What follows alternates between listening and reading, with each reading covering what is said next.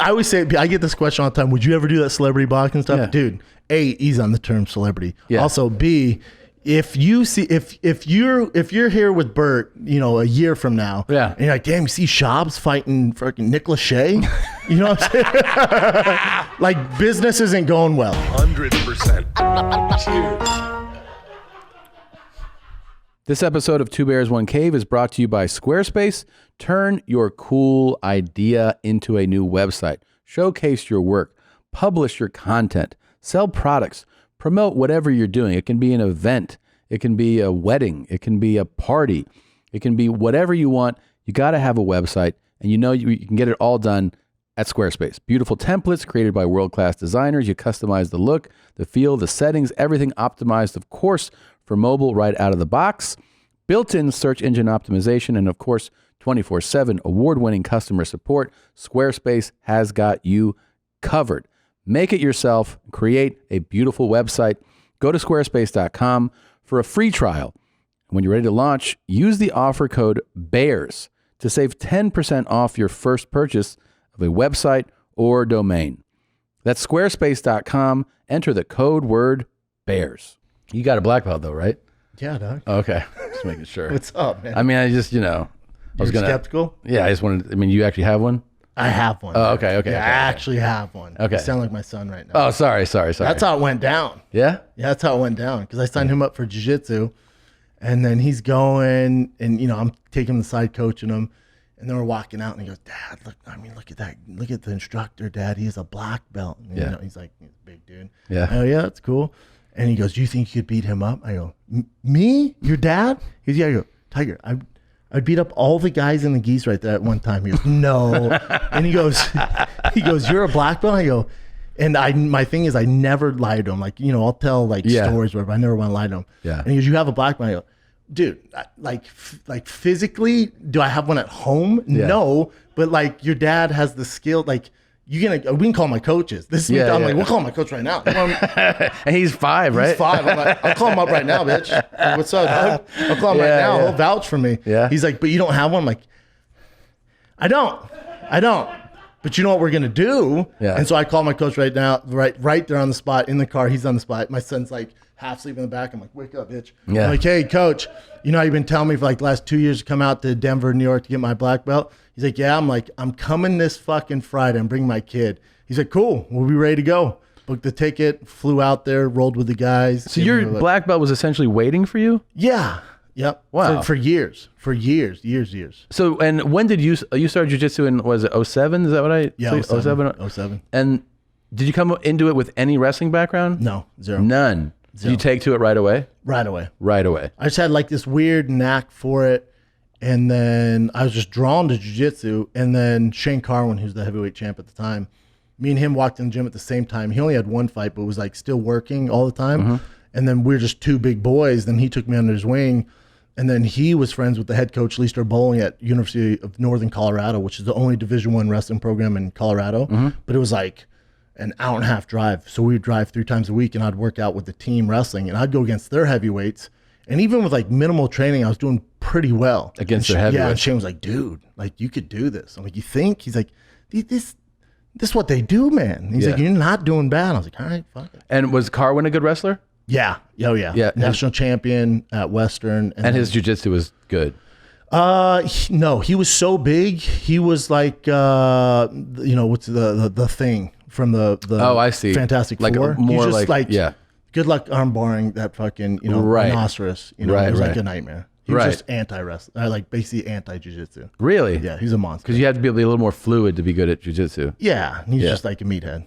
We were both meatheads, but he's more meathead. I fucking hated wrestling. I did it 1 year in school. I hated it. It's tough, man. It wasn't even like the work. I'm not saying like I don't like the work. I hate the head gear. We're just being like pressed up against the head, the neck. You know what I mean? Like any of that shit. I was like, fucking get like I like boxing workouts. I like. Are you a hugger though? Am I a hugger? Yeah. Like, do you like when I came in here, I didn't give you a hug. Yeah, it kind of sucked. I like hugs. Yeah. Oh, you do? Yeah. I was going to, I was worried about your arm, No, it's fine. All right. We can hug on the way out. 100%. All right. Yeah. Give me a big fucking hug, Dude, okay? I'll fucking hug you. You're going to hug the shit out of me? Hell yeah. Okay. Yeah. And your producer. Yeah. But I don't fucking neck. can I tell you that even like playing around, not that this is, but like fucking around, somebody like goes like this to you, You freak out? freak out. Yeah, I really don't like it. You don't like when someone touches your neck? I don't like it at all. Yeah. Yeah, I don't care. None of that stuff bothers me. Yeah. Yeah, I embrace all But of it. I embraced boxing workouts immediately. I loved it. Are you but you can't do them now. I have to wait a little bit. Yeah. But you're gonna when you get back to Austin, you're finding a coach and shit. Yeah, because I enjoy it though. You know, like with It's a any good sport, workout. it's a great workout. I know it's not the same as like spike. I've only sparred like a couple times. Don't but spar. I'm not gonna do it anymore. Smart people don't spar. I'm not gonna spar anymore. But the whole thing is that like I do also find that making the skill set better also feels like, you feel like you're getting better at it. It's cool. You have to have and when you're getting better, like you're burning calories, like Yeah. it's a cool goal. Yeah, and the workouts are like you have like a really good mitt session with somebody. It feels You great. feel The badass. rhythm of it, Yeah. it feels You nice. come home, tell Christina, I'm thinking about take a fight. Yeah. Do you know You're that- watching Floyd Logan, like, I bet you I'd fuck Floyd up. Fuck him up. That's how it Because goes. that became big, it started to become like now it's completely Like pop the culture. celebrity. But it started about 2 years ago. Like that's when it kind of started. In that time when I was working out at a gym, one of the guys was like, you could probably take a fight. And I was like, I'm sorry. And he was like Staples Center. And I was like, Staples Center what? Yeah, what? he What? was- He He was like, no, you could fight and he was like one of your friends, one of your comedian friends or something. I was like, I'm good. He was like, do you know how much money you can make? And I was like, do you know how much I make now? Yeah, bitch. Do you know? Like- and I always say, I get this question all the time. Would you ever do that celebrity boxing stuff, Yeah. dude? A, ease on the term celebrity. Yeah. Also, B, if you're here with Bert, a year from now, Yeah. and you're like, damn, you see Schaub's fighting fucking Nick Lachey? You know what I'm saying? Like business isn't going well. Yeah, no. Like I'm not selling tickets on the road. Yeah. Stand up has shit the bed. It has. The podcasts aren't going And well. also, you're probably going to catch a fucking attempted murder charge if you fight like beat the shit out of him. Oh my God. Him or Mario dude. Lopez, both can get it. Yeah, they can both get it. But huh? I'd never do it unless The Rock like came after me. Yeah. like talking shit all the time. Would you love that though? To like if it was against like the world's superhero, like The Rock? The And Rock. Here's the problem. Dwayne. Even my mom wouldn't be rooting for me. No, you know what no. I'm saying? Like everybody loves The Rock. Everyone loves The like, Rock. I would just be like the heel. I don't know. want. I'm too sensitive. Yeah, but Like I just can hate shit. I'll all tell the you time. who'd be in your corner. This guy right here. This guy. Yeah. I'd be like, fuck you, Dwayne. Yeah. Fuck you, Dwayne. Yeah, I'll be talking mad shit, dude. Yeah, unless like The Rock comes after me, I'm not partaking. God, I wish he didn't have so much going on so that he could find a beef. Have you with ever seen his schedule? I follow him. How much money you need, dude? Yeah, Like, I know. calm the fuck down. It's, you you don't know, need to do all those movies. Go home. 4:30 But go a.m. home. workouts, like 4:30 a.m. He's like, I need my anchor. And Yeah, like it's like Mark Wahlberg. He's like, I wake up Same, at 3. same. I go to bed at 6. I did a movie with him, and Oh, really? I was like, is that for real? And they were like, bro, we had 7 a.m. call times or 6 a.m. certain days, and they're like, he's coming from the gym here, and they were like, what he hates are these any like night shoots because it fucks up his. Oh, He goes to wow. bed at like Yeah. fucking 7 o'clock at night. So His yeah, kids are like, Dad's so boring. so boring. You get 2 hours with Dad. Yeah, Yeah. I mean it's his, Also, chill out though. You know? it is. It's Hey, a lot. Marky, chill out. Like I see those things. I'm like, nah. You know what I get think it. happens to these guys though? And it's the same kind of guy. It's Mark Wahlberg, it's The Rock, Kevin Hart, Vin Diesel. So I see. As a test. yeah. As you pass. You pass. Yeah. He's nowhere. He's not in that list. come on, man. Yeah, come on, dog. So, but Tom Cruise, this is what when you hit the top tier of like you're a top 5 box office draw in the world, and you actually you get to sit in it for a moment. You're like, this holy shit! I do a movie, and like millions of people buy tickets, and I'm on the lists, and I make just unimaginable money. Stupid amount of money. It's too addictive. It's too much of a rush, and your natural competitive juices take over, and you go, I want to stay here and progress. I want to beat. You're I want worried to. about I'm number falling off. 3. Yeah, and those guys all have that thing, and they all have a physical component to their lifestyle and who they are. In They're other all words, monsters. Like Tom Cruise.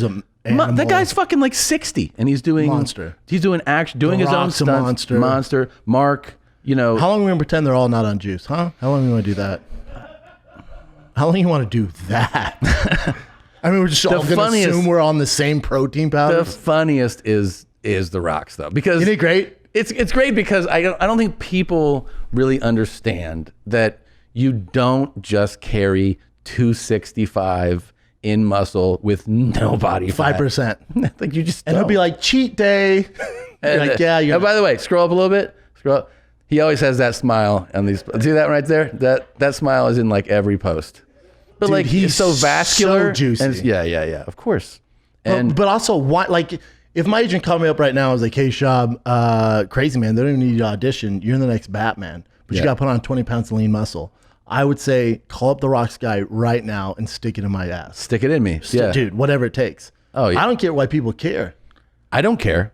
I think it's great. I wish that they talked about it more. I wish we did. I wish they were more open about it.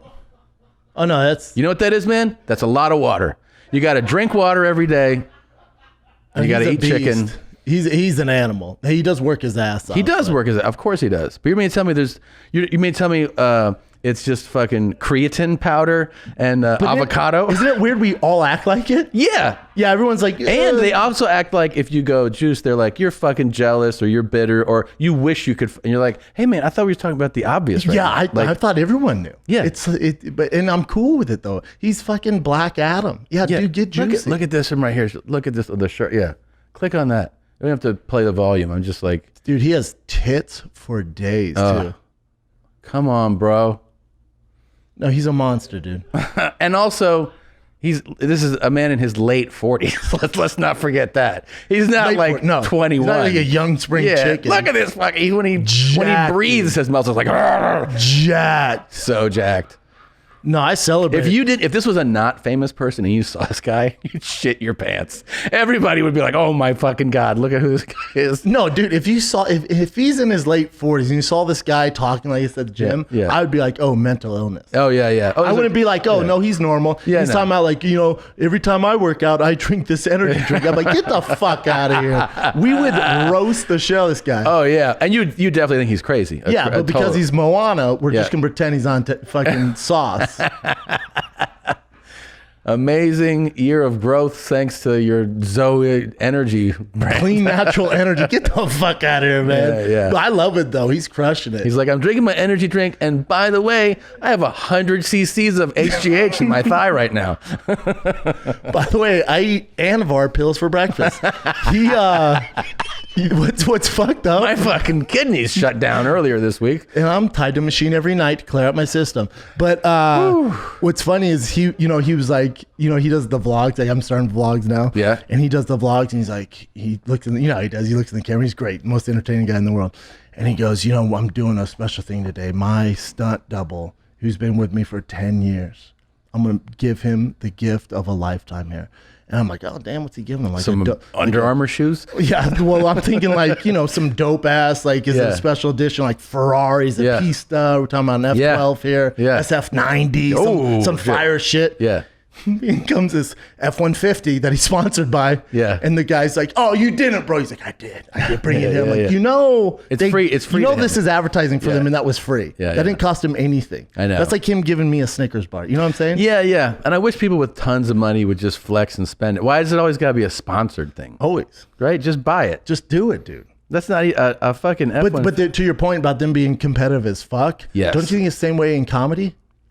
Yes, and especially when you hit like notable, like levels where it's like once you go on a theater tour, you're not just like, cool, everything's good. You want to go on the bigger theater tour into arena. And then the big thing is if you study the like comedy arena business, most people don't do repeat arena tours. Why? Because your draw kind of peaks and then kind of like tapers out, so unless you're like Jumanji 2 or some shit. Unless you're like Kevin. Kevin's like one of the few guys, Kevin, Russell Peters, trying to think. Chappelle doesn't like playing arenas. He does them. But he doesn't like the big theater. I mean, I think he's always said that he prefers like clubs and like smaller venues.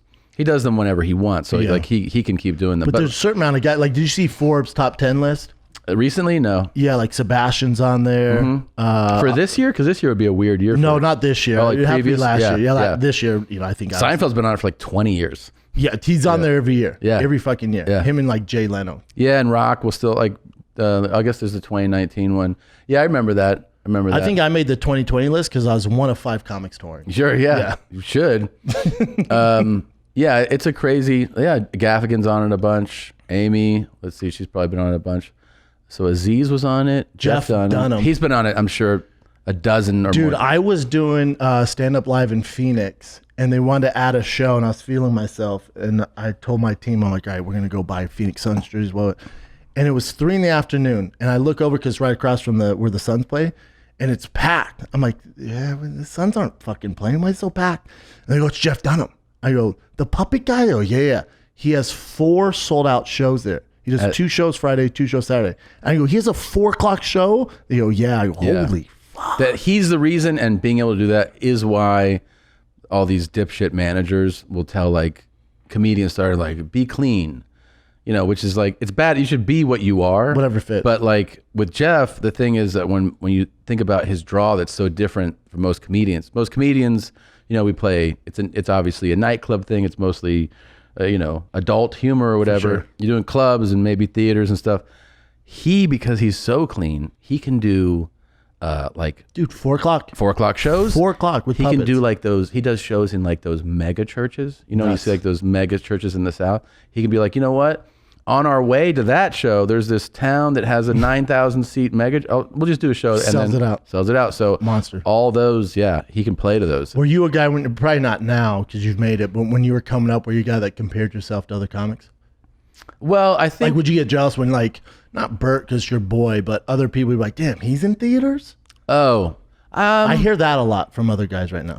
I mean, I don't know if I was like, man, I was more like more like a student. I feel like more like studying it, you know, and like, or I would work, you know, I opened for like everybody because I was plugged in. I got in with the Improvs and Funny Bones, so I would work all those clubs, like coast to coast. Which are the best ones to be in with. Those are the A clubs. Spots, yeah. So like you're opening for a lot of times, yeah, and known celebrity. And then I could see, like, I would start to figure out. I was like, oh, this person sold tickets because they're famous. Yep. And I would note like. That was like a happening a lot, and then the ones who were really good at stand up were way smaller percentage.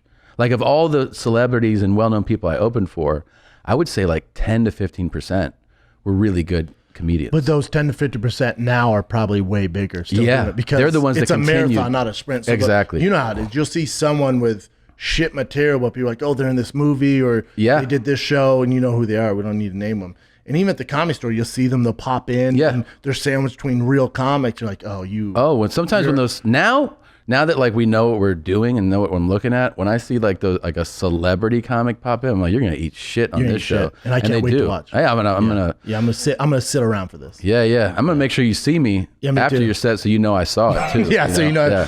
And then I just go by and go, oh, that's tough, dude. Yeah. No, I was out there. Did you see Tom though? They like Tom. That's weird. They like Tom though. It's funny too because like you realize that you can end up like that, meaning that you can end up being like, well, if I'm known enough, you can like get away with it. You know, it's so short lived though. It's so short lived, and people, it's like because when you think about it, there's comics out there, those famous comics, celebrities who sell tickets. And their tickets, you know, $100 a piece or $200 a piece. So you bring your girl, you're like a $400 night plus dinner plus drinks. So say $600 with parking and babysitters. $600, you better be fucking good. Yeah. They get back home like, you're all right. Yeah, no, you want people to be like, great? Nah, he wasn't that when great. Is that person coming back? Yep. Like that was the best. Like and that when you do announce, they're like, we bought on the fucking pre-sale. Yep. Like we could not miss you. Yeah, you know, because it's all about them coming back. You know, that's what it is. Yeah, I used to, man. I don't think I really. I mean, we all have like, you know, hints of jealousy and stuff especially when you're young. You're like, how did that person get that? You know, but I think I don't have that. Well, because I think as I got in the game later, you know. And there's not that, and then all my peers like you guys are like so much more successful. So I'm like, yeah, of course they're better. You know what I mean? Well, these did it longer. Yeah, that's what I'm saying. It's like I think I took your approach where I just learned. That's the way to do it. I just soak it all. Yeah, and then it's not like I'm going to be there. I'm like, yeah, I'll get there, man. I'll get there. It's a marathon. That's exactly how I used to approach it because I would just go like, I would look at my year and I'd be like, all right, this year I featured at like, let's say 20 clubs. And I made, $30,000 or whatever it was. And I would go like the next year, I just was like, I just want it to be better than this year. Yeah. And like that thing where I was like this, I ended up featuring at 40 clubs this year, and I made $20,000 more. Yep. So I would look at that as just progress and just trying to like make that progress happen by putting in work. Yep. So my thing now is like, I'll look at like if we go back to a certain city, like if it's not selling more, then I didn't do my job. That's not, that's not the people. So the way I gauge success now is, so let's say I was in San Antonio 2 years ago. Well, I'm going there in September. So if I can't sell more in September, then I'm messing up. It's on me. Okay. So I gauge all my success based off selling more in each market. Yeah. Yeah. I mean, it's a good way to see that it's moving along on the business side. And then you have to ask, like, because I would always try to go like, am I writing better material? Correct. And like, that's usually a thing that only you can really answer. Yep. And it sometimes it makes you have like tough conversations with yourself, but it's ultimately good. I mean, you have to. There's kind of like a parallel in a way with like athletics in that way, right? It's where pretty you're like, black and white. Yeah, where you're like, am I? Yeah, and am I? If you're a quarterback, it's like, am I scoring enough touchdowns, winning games? Yeah, and am I winning games? It's like, are they laughing? Am I selling tickets? Yeah. Well, no, or they didn't laugh at this. Well, it's pretty black and white. Yeah, and there's no gray. You can choose. That's the thing. Is one of those things where you can choose to be as delusional as you want to be, and we see right in front of us the delusional people. I mean, you have small delusions to yourself. We all do all the time, where you'll be, like a joke is just kind of a half-assed joke, and you'll just be like, I just won't work on that. Yeah, like you'll know it sucks. You're like, there's more there. Yeah, and I'll be like, but that would take effort. Yeah, I know. So then you just, and then one day you're like, that joke fucking, and then you finally address it. I also think, when you look at specials these days, and this is what I want to talk to you either on or off air about this. You can answer this if you want. Talking to, Netflix and Comedy Central and Showtime, HBO, you talk to all these people when you shoot your special, and then their analytics, analytics, that's what it is. It's pretty black and white. Yeah. We know that people stop watching specials at 28 minutes. Yeah. Some might come back, half come back. Some might finish. You might have the outliers who finish all. But whether it's Kevin Hart, Jerry Seinfeld, Dave tap Chappelle, out. they stop watching at 28 minutes. Yeah. Yet the industry we're in, people say you got to do an hour. Yeah. On the road, no doubt, people are paying money. You got to do an hour, dude. But when we're looking at like what people are watching, why we keep the people who run this industry keep pushing hours, to me is weird. Yeah. Well, because when I hear 20 minutes, I go, well, everyone should do 30. Yeah. Everyone should do 30. Everyone should do 30 though. For like, yeah, I know they should. For the specials, you kind of should. I think we're married to, we know that if you become a headliner, you do an hour, right? So on the road. Yeah. What's funny though is that, I mean, at Netflix, they have encouraged and aggressively encouraged trimming down these specials. Why do you think that is? No, I know it. That's it's what I'm because saying. of that data. But they're just like, because I have a tendency on all of them to, I shoot a really long set. And then the hardest thing is like paring it down for the editing it, cutting it down. And like I've cut down, 10 minutes out of one, 12 out of one, and then it'll still be too heavy, like too fat for them. And they'll be like, they've encouraged like delivering like a 50-minute special. They're like, deliver that. And I've also had from a friend who just signed a deal with them that they go, hey, so a lot of people watch in the beginning and then even less than 20 minutes. So put your closer at the top. Oh, I've heard that. Just to keep them. Don't save your best shit. Open strong, because they're not going to get there. Yeah, why the fuck are we doing? I know. Well, that's the other thing though, is like if you're touring with that hour at a time, you probably feel like when it comes time to shoot, you're just like, well, let's just shoot this, But think about it. It's like when you shoot a special, then you got to write a whole new hour. Mm-hmm. Well, if you have an hour on the road, you shoot 30 of that. Yeah. You have 30 to go out with on the road. And totally. 30. Totally. It makes so much more sense to me. It does. And it's with this old school model that Richard Pryor really ingrained in everybody to do this hour special. It's like, this is the standard. If everybody, the audience is telling you, they're telling you, have these numbers. The attention span is much shorter. Yeah. If it was like mandated or like if totally embraced to do like 30-minute specials, I mean, I think it would be a huge celebration. Like people would be able to be like, oh, I can deliver one of those every few months. Yeah. Like, yeah, it would be great, man. It would be great. I mean, we could do it. Yeah. You just got to do it. You just got to do it. Yeah. I mean, there's a reason why they started doing 15-minute stuff on Netflix. Is because they're like, we told you they watch half hours. They actually watch 15 minutes. I guess the 15's pretty hot. Yeah, you got to have a hot 15. And now, if you have 15-minute special, you better fucking destroy. Destroy. It better be hot 15. Hot 15, man. Don't give us any build up. Because I still think this thing when people are like, people ask like, what comics do you like watching and who's hilarious? And I'll be like, I'll tell you one thing though, no matter who you like, there's nothing as funny, nobody as good as a feature in their prime, like about to pop. Oh, dude. Like a guy 15 who's working 20? every week doing his 20. And I go, you could put that guy in front of you could put him in front of Chappelle and Hart and Rock and Rogan and whoever. I go, that guy will knock everyone's dick off because he does 20 minutes all the time. Yes. And because I remember, if you look like the hardest I've ever I mean, I've had great headlining sets, but there was a period right before you headline where you're a murderous middle act, where it's like, if you pop in on like the store and you do those 20 minutes, people will be like, I don't want any part of this. Nothing. Yeah, because it's just, that's all you do. You look at the headline, like, have fun, Bubba. Have fun with that. Have fun with that, dog. Yeah. Thanks for having me, bud. I mean, I had a couple sets that like memorable sets where like when I was featuring, where the headliner did like 38 minutes. And he was like, I'm not. Fuck this He's like, noise. fuck that. Good for him. Yeah. This episode is brought to you by our partner, Whoop. We all want to make healthier decisions. We want to try to sleep better, eat better, live healthier lives, and you need a little help along the way, and that's where Whoop comes in. It is a fitness track device that you wear on your wrist that gives you this insight into your body that you would otherwise not know. Personalized insight about you. It's like your body is a portfolio, and this is telling you what all the stocks and bonds are doing. It tells you when your body's recovered, when it's ready to take on strain, when you need to go to sleep. It has a built-in strain coach and sleep coach. Highly recommend it. You get all this incredible insight on your body for less than $30 a month. For our listeners, if you're thinking about giving Whoop a shot, there's no better time than today. You can save 15% off of Whoop with the code BEARS. Go to Whoop, WHOOP.com. Use the code BEARS at checkout to save 15% off today. Know yourself with personalized recovery, strain, and sleep insights from Whoop.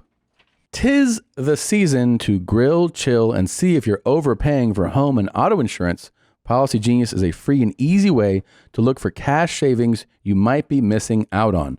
The thrills don't have to stop when the fireworks end. Keep the rush going by seeing how much you could save on home and auto insurance. While you're layering on the SPF this summer, don't forget to protect your property too. Policygenius can help you find ways to bundle your home and auto insurance and save on coverage. And it's great. You just head over to policygenius.com/cave, answer a few quick questions about yourself and your property, and then they take it from there. They bring you the prices that they've compared. And if you want to switch over, if you go, I want to go from Progressive to Allstate, or whichever which way, they do the switching for you. They've saved customers an average of $1,250 per year over what they were paying for home and auto insurance.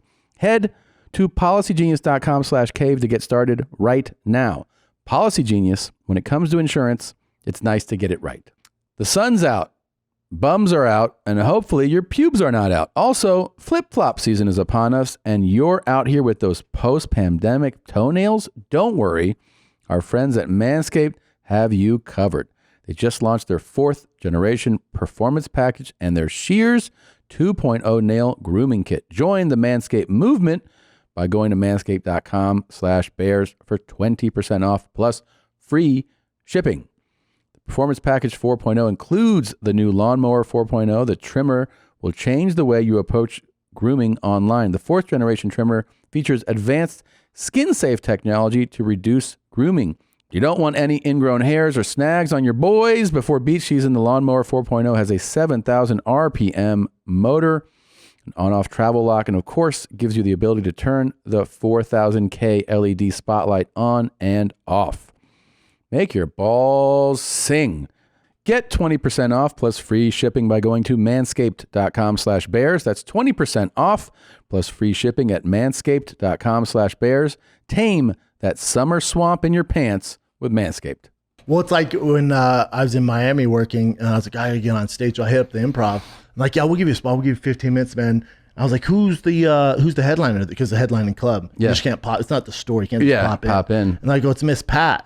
And I don't know her, but I know you guys know her. Yeah, pretty yeah, I well. know Miss Pat. So I text you. I was like, hey, what's up, Miss Pat? She nice. You know what she do? And you're like, go big. It's a black audience. Go big. Yeah. And I haven't done 10 minutes or 15 minutes. I don't know how long. It's a big shift change. People don't I'm realize in the that. cab there. I'm like, okay, what are we going to come out It's with, funny man? because you're used to doing hour sets and 15 is going to give you trouble. And you're like, yes, because I haven't done that. And I'm trying to shuffle like, I got to edit this bit, edit this bit. It went all right. You know, it went good. Yeah. I can handle myself. It went all right. But then Miss Pat comes on stage. She was so nice in the back. I'm like, oh, cool. I didn't know she's like the female version of Joey Diaz. Oh, yeah. She went out there and just... she goes, you fucking, all black crowd. She goes, you fucking pussies. You're going to cheer for that handsome white boy? Yeah. You're going to laugh at his shit at my show? I'm like, I'm in the back like, what the fuck? What the fuck happened to nice She's Miss a Pat? monster. Dude, she's a monster. She's a monster. Monster. Yeah, I Miss didn't know. Pat can blow torch. Oh, she blew that room apart. Yeah, and like if she's another, I mean, she's a headliner, but like if you told her do 20 in front of me, I'd be like, good luck. Like she's gonna fucking torch the room. Kill it. Yeah. I mean, that's why I always tip my hat to these guys like Joe and like Russell, who they would bring people like Diaz and to open for them because they're like, go ahead. Oh, dude, I got David Lucas. I don't even know David Lucas. I did. I just saw him. I was in Austin and I saw him do it. Did you see his set? Yeah, he killed it. Dude. Killed it. So I bring... Wait, do you roll like 9 deep? features. I saw you on a... Yeah, I'm like Nelly. Yeah. I'm like Big Pun in the Terror Squad. But it makes no sense. My business guy's like, you know you're not making any money bringing all these guys, right? I'm like, shut up. So, I bring David. Starting defenses out there. I mean, there's like so many people, David man. Lucas walked in the green room the first weekend he's working with me. You know, it's all my brother who's my manager. He's a big dude. Yeah. Chappelle, big dude. I bring my my good friend Mark Harley. He's just a great guy. He takes care of everything. But everyone's like... He's not a comic. No. Okay. He's a personal trainer, actor. Okay. He's on Nickelodeon. Like, he's an actor. Okay. And so everyone's big. And David walks in and goes, damn, this is I'll fuck you up tour. But so I bring, I have Justin Elliott is the MC, and then David goes on, David Lucas, who's a monster, and then Chappelle does 20, and then I'll come on. Wow. But it's like monster. But it raises, that's great because it raises the show. The show becomes... I haven't felt like that. Don't get me wrong, Chappelle's a monster, but me and Chappelle's one of my best friends, so we're really close, and I know his act, and he knows my act. But then when David Lucas opened, he came when I was doing the Vulcan in Austin. He was like, hey man, you mind if I get a set? And I've always liked him at the Comedy Store. He's been really nice. I've never seen him do comedy. I knew he's a roast guy in Tony Hinchcliffe's show. I was like, yeah, dude, I'll give you 10 minutes. Blew it up to the point I was nervous in the back. I was like, fuck, here we go. Yeah. And then that's where the athlete in me comes. I'm like, oh, this guy's gonna make me better. Exactly. It's like when you're sparring, you don't want to spar the real shitty guy. Yeah. If you want to get to the next level, you gotta go with the really good guy. Exactly. So I hit him up. I'm like, dude, you're in. He's like, what? I'm like, you're coming with me for the rest of the time. Yep, that is the right, and that I think it's more natural to athletes like you to go like, you know what, this is gonna make me better. That's how I'm gonna get better. Because most people have that resistance to it, but every time, like when I do these shows, I want to bring a really strong opener. I want the show to be great, front to back. I never get why headliners bring shitty comics Because they're scared. I know they're scared. And they're weak. Yeah, and they're weak. Yeah. And they're insecure. It's usually, I mean... But it's like, that audience has to sit through that. Yeah. So when you get on stage, they're all right, go. They want to look like the savior or whatever, Yeah. Now, it's interesting. There are like... There's a... Usually that thing is a shit act. Like it's a shitty... Like the shittiest... Well, the shittiest headliner... One of the shittiest headliners I ever opened for, who I'll tell you off. I can't wait. It's pretty... You'll be like, oh yeah. But... like pretty notable person, and I saw their act and I was like, you fucking suck. And so this guy had me host, right? So I was hosting and he had a middle act. His middle act was hands down one of the worst things I've ever seen in my life. I was doing 10 minutes which is like the standard time at like a comedy club. Yeah. Host does 10, middle 20, and So I'm up there, I do 10. Second show, they asked me to do 5. And the next night he goes, will you do a tight 3? And I was like, a tight 3? Yeah. You mean announce your name? I was like, and they're like, you'll get paid the same. I'm like, oh, $50 still? Yeah, thanks, dude. So I'm like, okay. And I did it. And the guy in the middle, so I would get him going. And then one time I came back, the feature left, he would just eat just horrific dog. And did he realize? It's weird to me when guys don't realize it. He knows he sucks. he's like, I'm terrible. Like he was terrible. This guy, see, I like that. Yeah. That guy's cool. Yeah, he's likable. It's the worst when the guy goes crushed. Yeah, it. I'm like, I wanted to be like, oh, those guys are crushed. So it. delusional. Or no, killed. I killed, dude. Sometimes those guys, I'll watch a guy like have a bad set, and they come off, and you're like, how was that? And they're like, they're good, and you're like, really? Really? You mean like as people? Like you met Yeah, them? you mean like, good heart? Or Yeah. what are we talking about here, man? I was talking about, yeah. Yeah, what world are you fucking living in? This guy, this shitty comedian, when the guy got off stage, one time I went up and I did a joke between the horrible feature, and the headliner, and they're like, don't do that either. Because like you got them kind of going again. Yeah, what are you doing, dude? Because- you're making them laugh? You piece of shit? Yeah. And then You know you're going to get your $50, right? on top of all of that, I fucking sat in the green room with this shitty headliner and riffed on one of his bits. He was like, can I use that? And I was like, sure.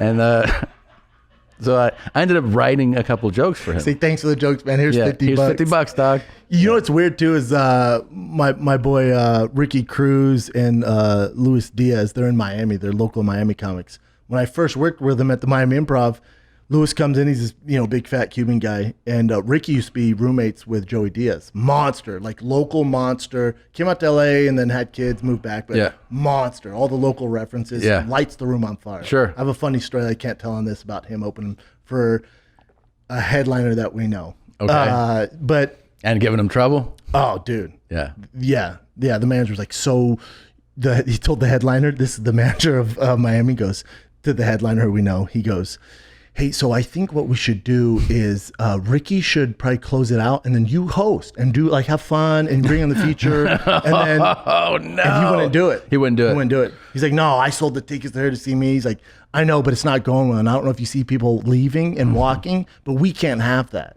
Yeah. He's like, I don't care. I'm headlining. Yeah. He's like, all right, dude, what do I know? Yeah, I mean, good for him. I mean, but back to this is always weird to me. Luis Diaz he came in the green room and he goes, I'm just grabbing water, man. I'm being your way. I'm just gonna grab water. I go, what are you doing, dude? Introduce yourself. What are you, weird? Like, what do you have autism? What are you doing, dude? Yeah. And he goes, hey, Forrest Gump, get back in here. Yeah. He goes, most headliners won't let anybody in the green room. Really? I go, who have the fuck you been working with? He goes, they won't even allow me to take a drink or anything, man. I just want a cup of water. I'm like, there's bottled water. He goes, I don't touch that. I'm like, yeah. This is when you met him. This is like 2 years ago. This is Ricky? Luis Diaz. Okay. Yeah. And I'm like, what? What headliners such You're like, assholes? Take a seat. Yeah, I remember. Well, I had what's his name? Robert Schimmel, who passed away. The sweetest man. And I remember because I had worked one weekend. I worked a few weekends with Charlie Murphy, and one weekend they were like, I walked into the green room, the guy goes, what are you doing? And this is like just some guy. And I was like, he's like, oh yeah, you can't be in there. And I was like, where am I supposed to hang, man? He was just like, find somewhere out here. Just like chill around the crowd. And I was like, okay. But even Mrs. Pat's room was a little bit like, I remember her guy who does, she usually just brings one guy on the road. So they did me a favor by letting me go between them. Mm-hmm. But he usually does 25 to 30 and then she comes on, does her hour. Okay. That's what she does. But then I was back there just, I don't know Miss Pat. My green rooms are fun, man. Like, we're not going to war here. Like, we have the best jobs in the world. Yeah. So everyone be cool. Yeah. So I'm talking to her and I hear him go to my my videographer who's with me. He goes, hey, does he always talk this much, man? And that was the cue. I was like, I'm just going to find a spot out there. And I see how this is. Yeah, I get this. You always talk that much, man? Yeah. He talks a lot, Yeah, he talk a lot, huh? Yeah, they told me to like wait outside, and I was like, okay. Isn't that weird? Huh? That's fucking weird. It was super weird. I didn't feel like it didn't. I mean, it could be from Charlie. It felt like it was like whoever this guy's job, but he was just like, I keep people out of here. Charlie had a tough gig because obviously Eddie Murphy's his brother. Yeah, yeah. And he gets he's funny as fuck on Chappelle's show, and then he's headline. Yeah. I paired Rogan and then they paired him and Rogan together. That's how I met and Rogan. Rogan would be like, bro, you I'm just doing you a solid. I know your name's on there, but you should go before me. Yeah. And he's like, it's not an ego thing. I've just been doing this a lot longer, dude. Yeah. Like, that's the way it should work. But Charlie insisted on taking turns. And that you said that's how you met Rogan? That's how I met Rogan. Oh, really? So I won a contest. That's how I met Rogan. What kind? To host to do 3 minutes. 3 minutes on those shows. So it was called the Maxim Bud Light Real Men of Comedy Tour. Hell yeah. And there was We're never going to see that again in 2021. But never. And it was Charlie, Joe, and Heffron.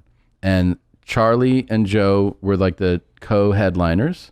And then Heffron was do 15 minutes. And then if they had contests regionally across the country, because let's say it was like 20 national shows. So I showcased at Irvine and I won the contest. And then they go, you're going to do 3 shows on this tour. You're going to do Irvine, San Diego, and Phoenix. And at this point, you're like what in comedy? Are you hosting, featuring? Yeah, I'm starting to feature. No, I've been featuring like a year. Okay. A year and a half maybe. And I'm a decent feature act. Yeah. And I was like, what do I do? And they're like, you open the show and you do 3 minutes. And then you bring on John. I was like, 3 minutes. Get my beak wet. Bro. And I did it in Phoenix at the Celebrity Theater in the round. We're talking like, a few thousand people. And you got to be like, they're like, you're on, go. And it's like 3 minutes. 3 minutes. So I also saw them take turns. I saw Charlie eat fucking shit one night. Do you realize it? I mean, there's no way he didn't realize it. But he actually had the thing where it's tough, where he didn't like sulk and go like, I fucking suck. Like, Maybe he felt like that, but he would come back the next day. So I actually saw him have a really bad set, a really good set, like a really good set, and then like a pretty decent set. I saw in those 3 shows. And he ended up taking me out to dinner.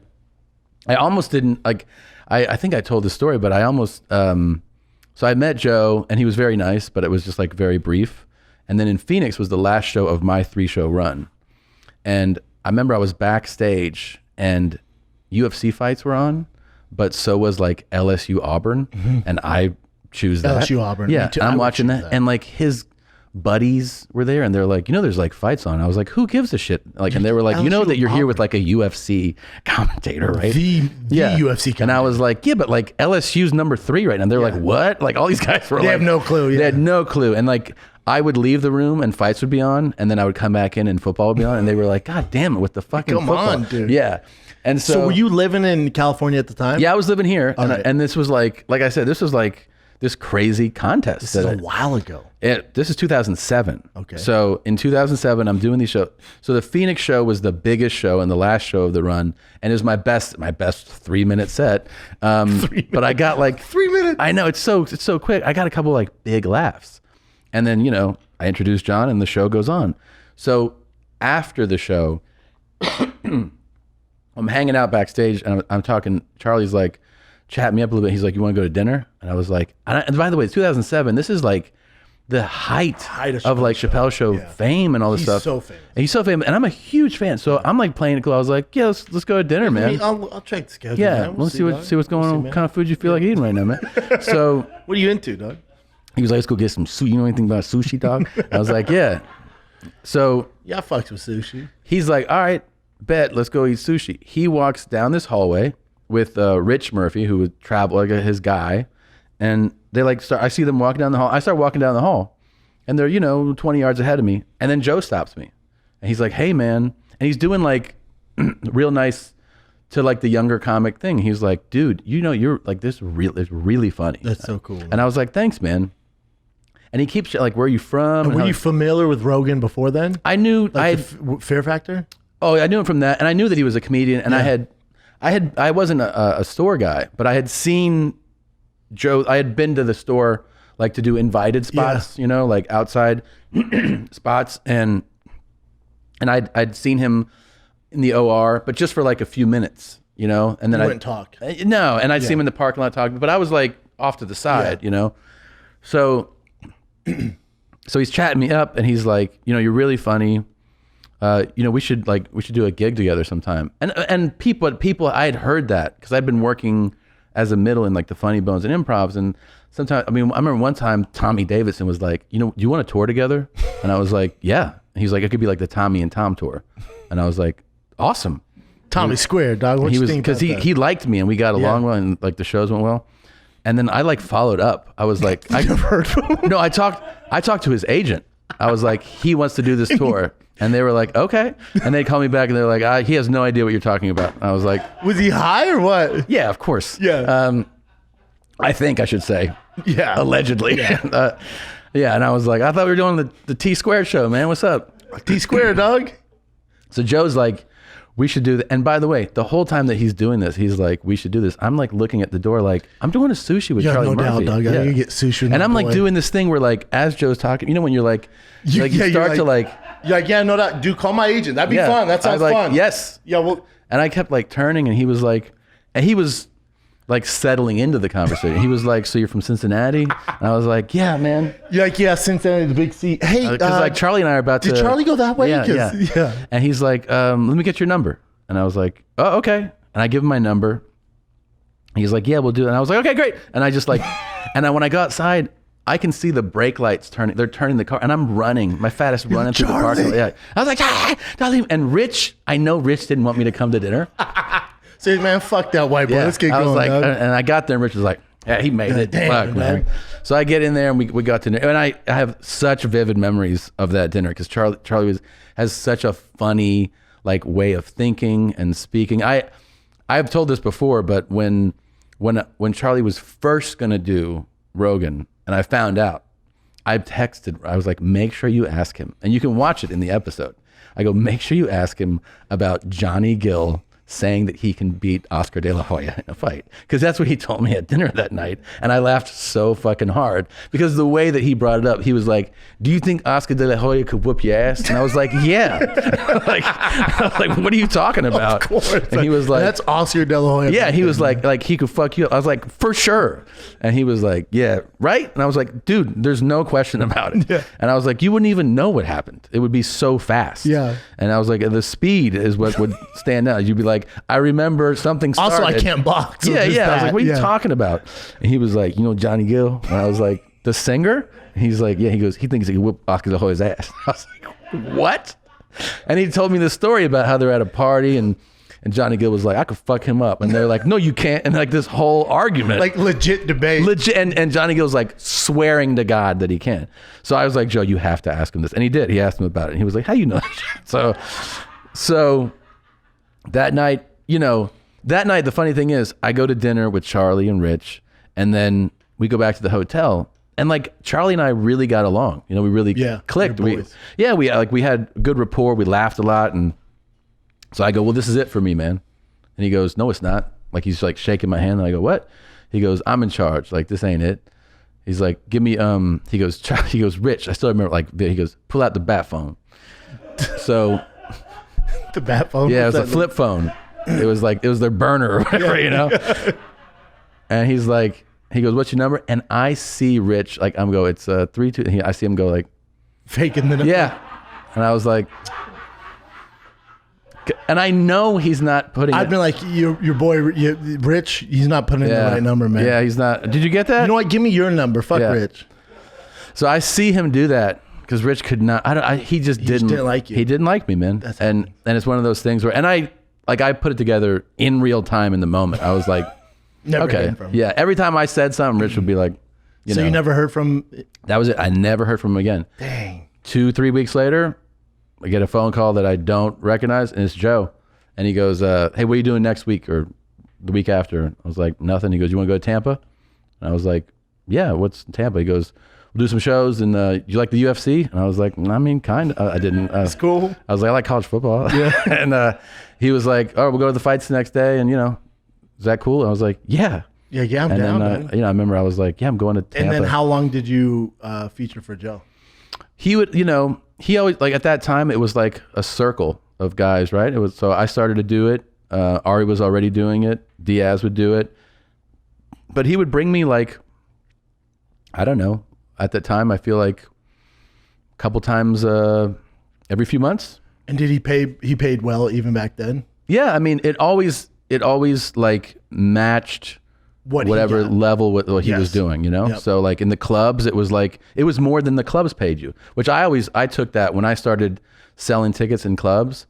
If you came to open for me, I'd be like, I'll pay you double. Like I'll match what the club pays you, Yeah. So that like the feature act actually makes a living, Yeah, like I'll call Rogan and be like, hey man, I pay Chappelle this much and David this much. I'm like, that's cool. I pay my guys. And they'll tell me, I'm like, No, I know. But, we're not talking about you though. Yeah, And yeah. You also, Yeah. you're doing it with Chappelle, so Yeah. we're not on the same. No, definitely not the same. Yeah, I'm like, it's all right, man. I'm like, I feel like it's pretty good. yeah. You know, it's not. The amount. I think it always just depends on like what you're getting, right? So That's what I tell those guys. Yeah. I'll be open with too. I'm like, hey, we sold out this weekend. It was whatever. We added shows, so Yeah. you guys to see that in your paycheck. Yeah, which is awesome. It's cool to do. But the clubs, it's like, dude, and they're still doing that to this day. They're doing this. $50. I brought this $100 up for a on feature. Twitter one time, and I got like shit from people. Really? Well, yeah, because I think it's time for the clubs to just change the default rates, only because these have been the rates for 35 years. How's it not change? They just have gotten away with that. And all I did was go like, you want these future headliners to be able to make a living. Doing I'm their not even craft. talking about getting like rich, just to Get by, dude. No one can get by on a feature's pay. $100 a show, and they don't take care of your airfare. So if you have to get on a plane to feature somewhere, you're netting like $100 for the week. Like It's nuts. So, but then people were like, why don't you start a comedy? Like, I was like, okay, fuck it. yeah, I was like, I think it's like worth discussing, but whatever. They just don't. So when in Austin, because you're one of the guys, I just found this crazy. Like I told you, you're my North Star. When I met with my team, and like, right, who do you want to be? In like 5 to 10 years, I'm like, Segura. That's it. Segura's my North Star. Wow. Yeah, you're my Like, guy. I want to break my left arm. I want to tear my break my patellar leg. tendon. Yeah, Yeah. No, but you are, and so when you look at things, like you were never a guy, like you weren't at the Comedy Store like Rogan or No. Joey and those guys. Bert Comedy wasn't Store either. didn't invite me to do spots in like where they said like you can Until when? 2016. Jesus Christ, that's right when I popped up. Here's what it happened. Like I showcased one. Like first of all, I was already in at the improvs, like working them. Yes. And they were great to me, and I still work improvs, and that was just the place that was. And at the time, when I would stop in the store for something, I show. was like, I don't even want to be here. Like it didn't seem desirable to me at that like 05, 06, 07. Like I would go there and I'd be like, eh. And eventually it's, whatever, talking with her, like, you should try to be at the store. And this is before the turnaround where it's like became this amazing up, place. yeah. So I showcased in 09. I don't get past. And I was like, all right. So the next year I'm working. I'm like always on the road, and I'm working. And when in town, I'm doing Melrose. That's my spot. But you're headlining on tour. On tour, I'm headlining. In that town, time, you're just doing spots. I'm just doing spots. 2010, I shoot a Comedy Central half-hour special. Shot to half hours. Shot the half hour in October of 2010. In January of 2011, it comes out. So a few months later, Comedy Central sends me like a couple DVDs of it.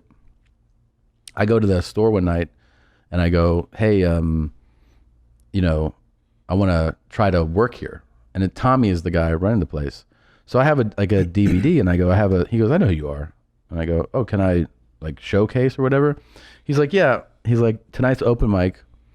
You can do the open mic. In the OR? In the OR. And I go, okay. Like I'm not too good for it. And he goes, I'll tell you what, I'll give you, most people do 3 minutes. I'll give you 9 minutes. I was like, that's cool.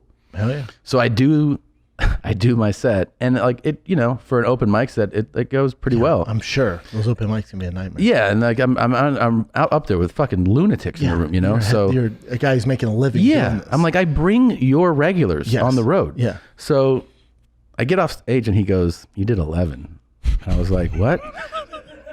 He goes, "I gave you 9, but you did 11." I'm like, "Who cares? Did you not hear him laughing, bitch? All I want to know is, can I start calling in?" Yeah. And he was like, just keep coming to this. I was like, you want me to keep coming To the open mic? And he was like, yeah, man. Like, this is an artist commune. Wow. He gave me that whole thing. And I was like, I'll see you when I out. see you. So, and I honestly wasn't, like, it sounds like Bitter? I was not. No, you don't sound bitter. I was so busy with like just trying to grind and make a living. Yeah, that wasn't your end all be all. It was just for a lot of fun. guys. It is. Yeah, I just accepted it, and I was like, "Look, I'm not even gonna be in LA, but 3 days in the next 2 months because all I do is tour. So I just keep, I would get invited to do shows there sometimes, and I would do them. And then it's like 2013, 2014, and people would ask me, they're like, "How come I never see you at the store?" I'm like, "Because I don't go there." And then one day I was up there. I was up in the belly room, and I had done, I think, a set. And I'm watching this, and it was hopping, man. It was like the whole store was. Every room was on fire. But up in the belly, when the belly room is on fire, it's like it's the best. It's so rad. The best. So it's like 85 people, and it's just pandemonium. And I'm standing up there with a couple people, and Al Madrigal standing next to me. He was like, I go, this is fucking crazy, man. He goes, yeah, dude, it's like this like every night now. And I go, that's awesome. He's like, how come you're not here all the time? And I'm like, I don't work here. And he was like, what? And I go, I don't work here. Like I showcased, I don't know, fucking 7 years ago. They didn't pass you. And then he was like, hold on a second. Yeah, Al will get you passed. He's walked, I see him like talking to Adam, and Adam comes over. He's like, yeah, you can just call whenever you want. I was like, is that it? That's it? He was like, yeah. I was like, okay. But even then, even after you got passed, you weren't like a guy there Tuesday, Wednesday, Thursday. No, you weren't. no. You and Bert never were.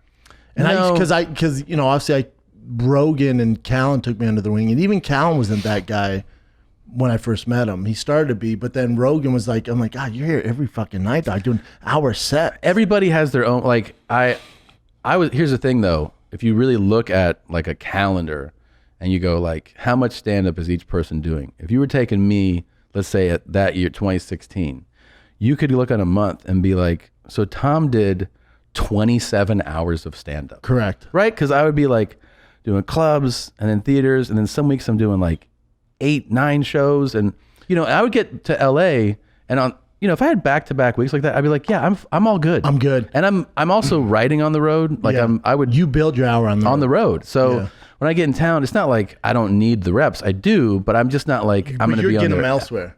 Yeah, and that's where I do get competitive a little bit. I'll go to my agent, at CA, and I'll say, hey, show me who's done more dates than me. And it's very rare people do more dates than me. Well, yeah. As far as time on stage, you're a psycho like that. Top 3. Because you're doing like we do, like tons of podcasts, get on the road, working, and then you're still fucking benching 425 and for no reason at all. Yeah. Is your butt clean enough to sit on the couch naked? No? Get a Tushy. Imagine the weird stuff you're safe to do with a Tushy by your side. I know me, there's a bunch of chocolate and sweat, lint, old receipts, everything hanging out in, around, and beside my asshole. And thanks to a Tushy, a lot of it gets washed away. Tushy is the bidet for people who poop. Are you one of those people? Think about it. If a bird pooped on you, you wouldn't just wipe it off, would you? No, you'd wash it off. So why are you smashing and smearing and smushing huge mountains of shit all over your asshole? Get a Tushy and spray it off. Be clean. Let somebody eat out of there. Tushy keeps your bum clean and fresh all summer long without having to jump in the shower by blasting away butt sweat and other juices that guys deposited in there. Go to hellotushy.com/bears to get 10% off your order and free shipping. Bud Light Seltzer Iced Tea and Bud Light Seltzer Lemonade are the perfect combination for summer. You know about Bud Light Seltzer, the delicious hard seltzer from Bud Light with no Bud Light in it. Now Bud Light Seltzer is here with the perfect flavors for summer with the Bud Light Seltzer Lemonade Variety Pack and the brand new Bud Light Seltzer Iced Tea Variety Pack. All of these seltzers are 5% alcohol by volume, 100 calories, and gluten-free. Check out these flavors. Iced tea flavors, peach, raspberry, tangerine, apple. If you really want to try them all, you can get them together in the Bud Light Seltzer Iced Tea and Lemonade Mix Pack. Mix them together to find your favorite Bud Light Seltzer combo and alcoholic Arnold Palmer. These are the perfect drinks for the summer. Where are you taking your seltzers? To the barbecue? Are you chilling at a picnic? Are you just hanging out, golfing, boating? It goes with everything. Remember, you can get all the different flavors of Bud Light Seltzer delivered at budlight.com/delivery or pick it up at your local neighborhood grocery, convenience, or liquor store. You just took to that. Like, I feel like I saw a little while ago, you pop into Bradley Martin's place, the Zoo Culture. Dude, and I live close to here, and during the pandemic, obviously everything shut down. I was just riding my bike every day. Yeah. It was just that thick boy bike club I started. Yeah. I got all these fat dudes DMing me in spandex and shit. I'm like, I gotta do something, man. Yeah. This ain't cool. Yeah. And then I wasn't in great shape, even though I was riding like 40 miles a day doing all this stuff. Got sponsored by Specialized, like started up this brand. And then I was like, man, I need to get back into the goddamn gym. And then again, my son, because he, I'm sure your son's saying, well, looks at you like a goddamn superhero. Yeah. And then he's like, Daddy, you don't. He's like, he saw a picture of me fighting. He's like, what? You're not as big anymore? I'm like, I'm a different big, and like joking around, but he's not having it. Yeah. And then I was like, man, I gotta get in shape for the kids because they're beasts. And like, it motivates. I know everyone says this, but my kids are fucking monsters. I believe it. Like they're big kids. They have your genetics, so I believe it. And my girl's a beast too. So really? Like, yeah. My mother-in-law's, they're monsters. They're monsters. They're genetically by the way, you started by saying that you don't lie to your son. Yeah. Yeah, I do. Do you? Oh yeah. So last week or 2 weeks ago, I drove a Circuit of the Americas in Austin, COTA, like the F1 track. Oh, sick. And I took my GT4 on it, and I was, and they sent me. I didn't even know they did this. They did a couple like short videos, so they sent it to me. So I was watching it at home, and my older kid, he's like, "Is that you?" How old is he now? He's 5. Yeah. They know he's what's like, up. Yeah, he's like, "That's you?" He goes, "That's your car." I go, "Yeah, that's me." He's like, "Did you race?" And I go, "Yeah." And he goes, "Did you win?" And I go, "Yeah." Hell yeah. I won, He's like, dog. "You won?" Yeah. And I go, "Yeah, man." Yeah, man. Yeah. And he's like, "They give you a trophy." I was like, "Nah, they didn't have any trophies Not for today." this, man. They're I go, fresh "But I out." fucking smoked everybody." Yeah. And he was like, "Yeah." My kid with, I have that GT2 RS. Yeah, don't flex on me. No, I was I'm trying not. to say, I was trying to. You have cars too, though. You Come have big on, cars man. too. That was. You're a car guy. You just shitted on me, man. No, it's not a flex. That GT4 is dope. It's dope. You got a GT2 RS that you had modified. Modified. So which is the most unnecessary modification. Yeah. Rogan goes, "What are you doing? You're fucking this thing up." I go, "Zip it, dude." So, yeah, let me live my fucking life. Yeah, so I have problems. So I get that GT2 RS, and then I modify it. So it's at like 970 something horsepower. It's a monster. Is it here? No, I brought the Defender today. Have you seen that? No. It's dope. All right, let's check it out. Yeah. So, but as far as LA goes, probably the fastest car in LA. So whenever my son so sees like a silly. Lamborghini or something, he'll go, "Dad, is your car faster than that?" And I never lie to him. I go, "Yeah, yep. I go, yep. And then out of all the fucking cars, a Bugatti Just pulls up. And he goes, "Dad, what's that?" I go, "That's a Bugatti, dude. Those are like $1 million." He goes, he doesn't understand money. He goes, $1 million is a lot of money. I go, "It's all the money, but it's all the money for a car." And it's everyone's money piled together. I'm like, that's everybody's money. And he goes, "That faster in your car?" I go, "I think it is." He goes, "No way." I go, "I think it is." And then he's like, "Do you think you could beat that guy up?" You're like, "I'll fucking kill that guy." I'll fucking kill that. You think he has a black belt? Yeah. No, dude. I'll fucking destroy that guy. I love that you told him you could kick everybody's ass. Yeah. And they're Now, going to hear this now? how do you- And then I got to go back in there on Yeah. Thursday? They're going to be like, "Really? All of us, huh?" Yeah. Like, yeah. I said Everybody- it, dude. You see people just starting to go around you, and you're like, "What's going on?" But do you have this problem?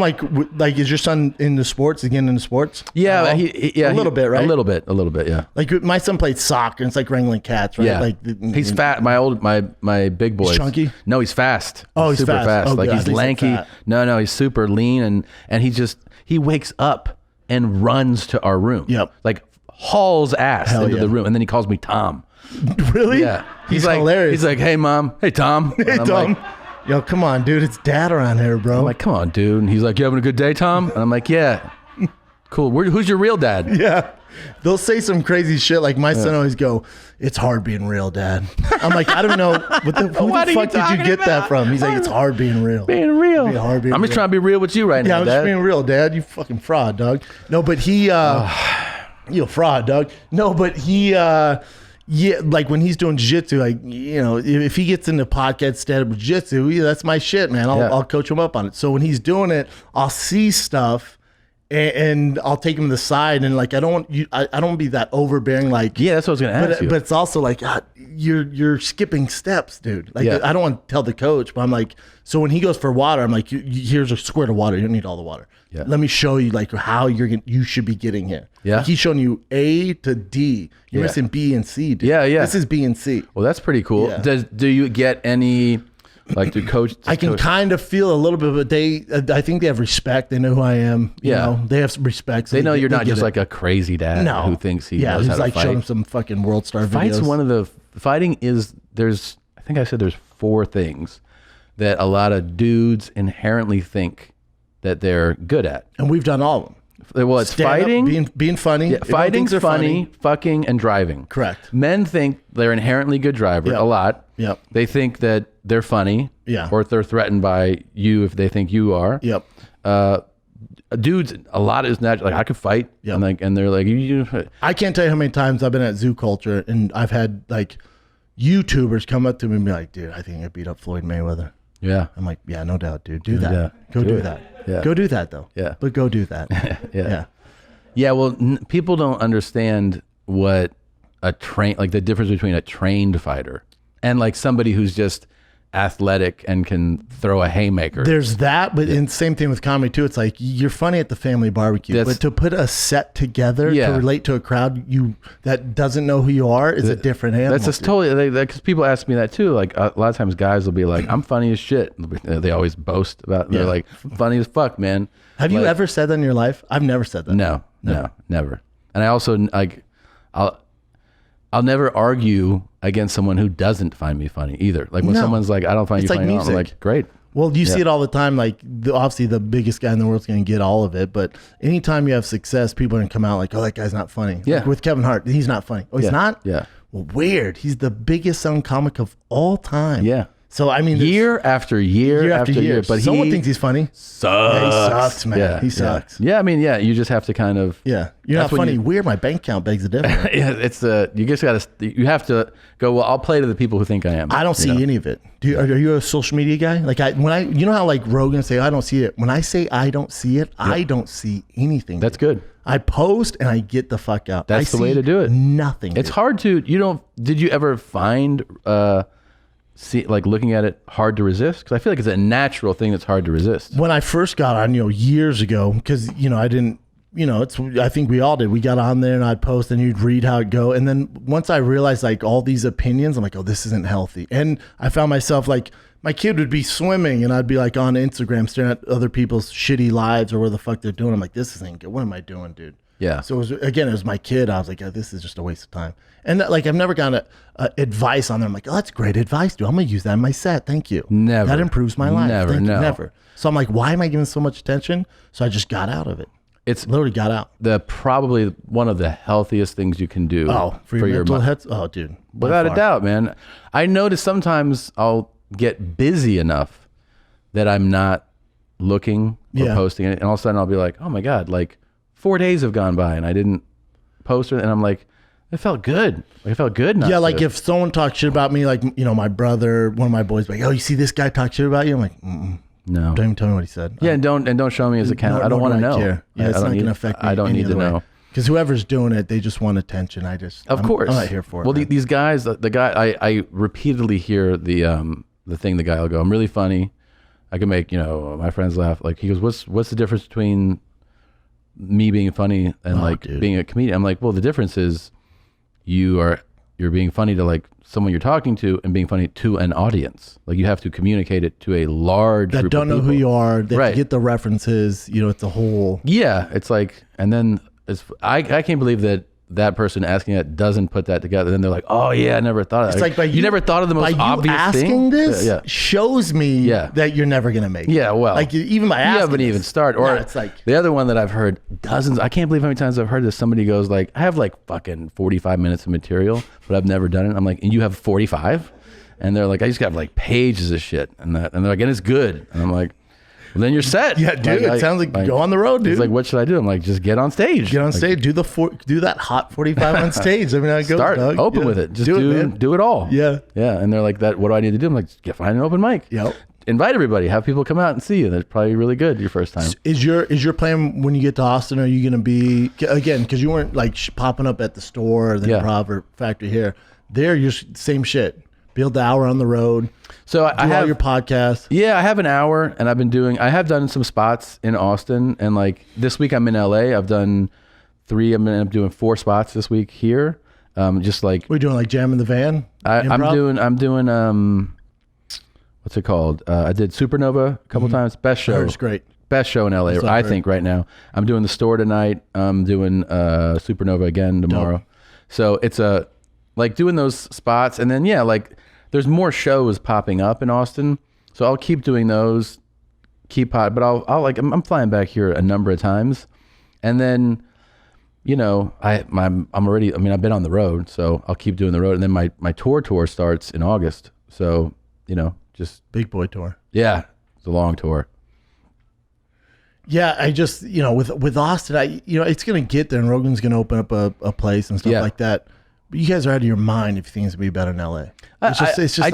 I don't think that, like, I never really thought of it as like, it's going to be better. I do. Really? Well, because we hear it all the time. Austin this, Austin that. I'm like, don't get me wrong. I'm more of a San Antonio guy. I love San Antonio if I was going to move. Yeah. And and I even talked to you about this, like, in the height of the pandemic and everybody's leaving frantic and, LA's North Korea and blah, blah, blah, and it's locked down here. I started looking at property out there and I'm like, man, I just can't. Yeah. I'm just not ready. And like, by you going, like, you and Joe could move to Iraq and be fine. You know what I'm saying? But these other guys fall. I'm like, bro, you guys didn't even make it in LA. You make it out there? Yeah, I don't know. I can get up 8 times here, dude. Yeah. And go on 9 different major podcasts. What are you gonna do? What are you gonna do?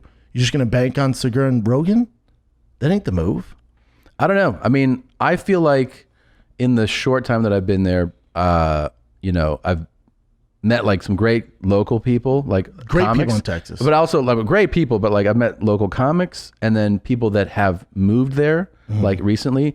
I do think we'll see a few more people move and maybe some like established people move there, and then like the scene becomes what it'd it is. Good. Man. Yeah. But it's good for everybody if it becomes another hub. It'd be great. Yeah. I mean, ultimately, like if Austin becomes like a really great comedy scene, it's good for comedy. It's not Great like for comedy. it's not like it's bad for LA or something. Yeah, I don't look at any. It's not a competition. No. Yeah. No. But I mean, yeah, of course. Like, you want to know something hilarious? I was walking down the street, and paparazzi was everywhere. In Austin? No, here. Oh, here. Here. And this guy goes, Tom. And I was like, what's up, man? And he's like, I thought you moved to Austin. And I was like, I did. I got on an airplane. Yeah, crazy. Yeah. I got on a plane. And then he was like, all right. And I just kind of gave him like the horns. And then I turned this way. Full Texas. And then I turned the corner and they ran and they surrounded me.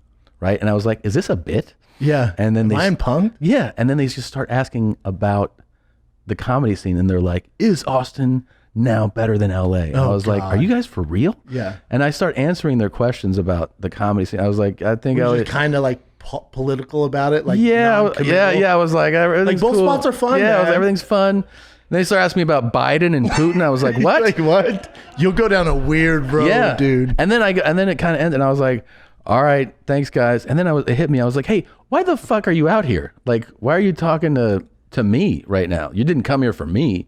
And they're like, nah, Lil Pump's next door. I was like, man, Lil Pump I was like, right there, all you guys are here for Lil Pump? And they were like, yeah, because he's shopping here right now.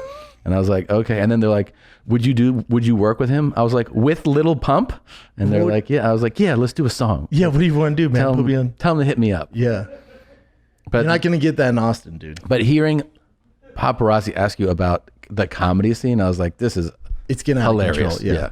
Yeah, they're trying to pit, LA against Austin. Yeah. Both are looking for like an inflammatory headline or something. Yeah, fuck LA. Like Tom shits on LA. It's just weird to me. And like, Rogan would do it pretty frequently, like shitting on LA. It's like, dude, you were here fucking 40 years, man. LA was pretty good to you, man. No, LA was great. LA's great. Yeah.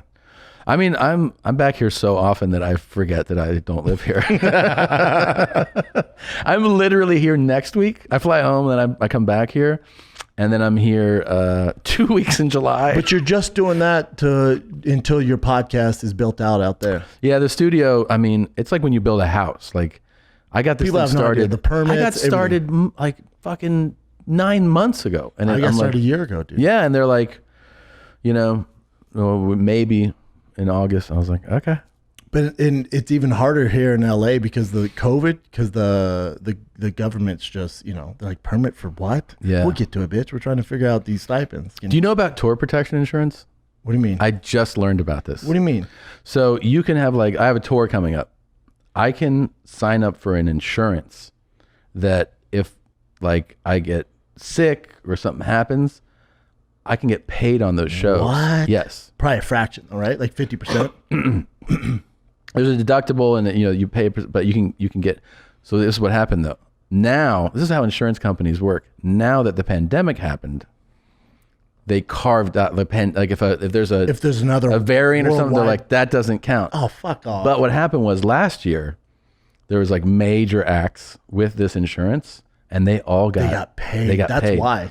They paid out $8 billion. Damn. Yeah. What a bunch of smart motherfuckers. To Yeah, get that but then done. how about you going like, yeah, I want that insurance. They're like, yeah, but if that shit happens though, Like, we ain't doing that again. Yeah, not We're that. talking about you break your leg. It's like same thing happened in Florida with hurricane insurance. Everybody would have it. Then they started to pay out for these crazy hurricanes, and then they started to reduce the amount of coverage you get for certain things.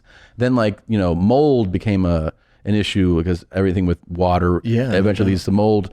And they're like, used to get like full protection. Now they're like, you get mold coverage up to $10,000. And you're like, well, what if there's $100,000 in mold? And like, that's sorry. Did you sign up for health insurance once you had kids? Sorry, life insurance? Oh yeah, of course. Yeah, me too. Yeah, that's a dicey one. Yeah, that's morbid when they're like, and then when you die, this person will Yeah, get they're this, like, who do you want to? And you're like, Yeah. man, I don't know. And they're like, but they go through everything.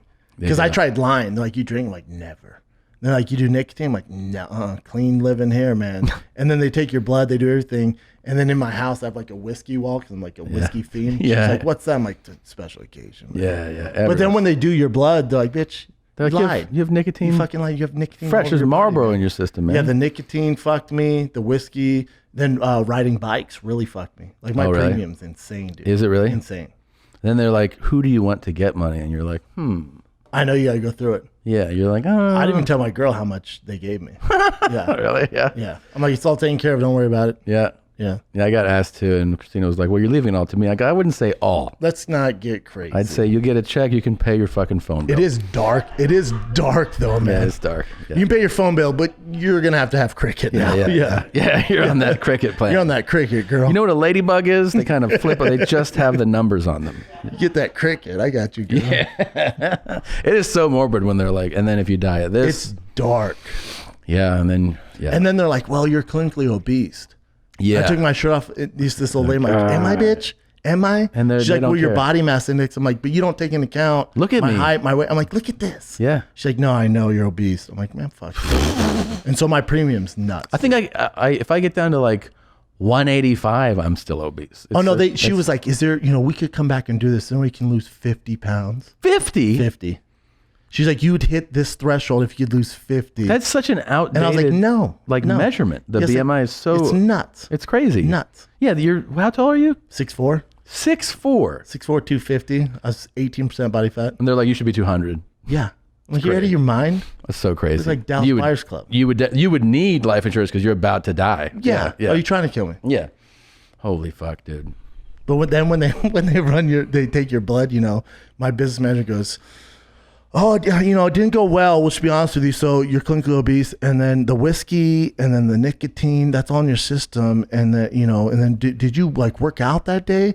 I'm like, yeah, I worked out right before she got there. I rode my bike 40 miles and then I drank coffee. Like, yeah, your blood pressure was high. So she had to come back out. And do another one. She knew I lied. So she's like, you want to try this again? Oh. I'm like, give me that fucking pamphlet, bitch. And then I gave him the real deal, and I look like, a fucking rock star. Sure. Nicotine, Drink, smoke. fucking cocaine every now and then. Just kidding. Why not? You can't do the Whores coke. on the road. Whores. Just kidding. Fucking whores. Whores. Spotted dick, check. I wonder if you could be like, do whores count? And they're like, what? I'm like, are whores a problem? Yeah. She's like, excuse me? Yeah. I'm like, there's one here. It says anything else. Should I put whores? Whores? How much do you want for Because a whore could kill me. Yeah, whore. They're pretty wild, man. I'm not talking about catching something. I mean, like whores get angry and then I can get exact names if you want. I'll call them. They're under my phone as Miami.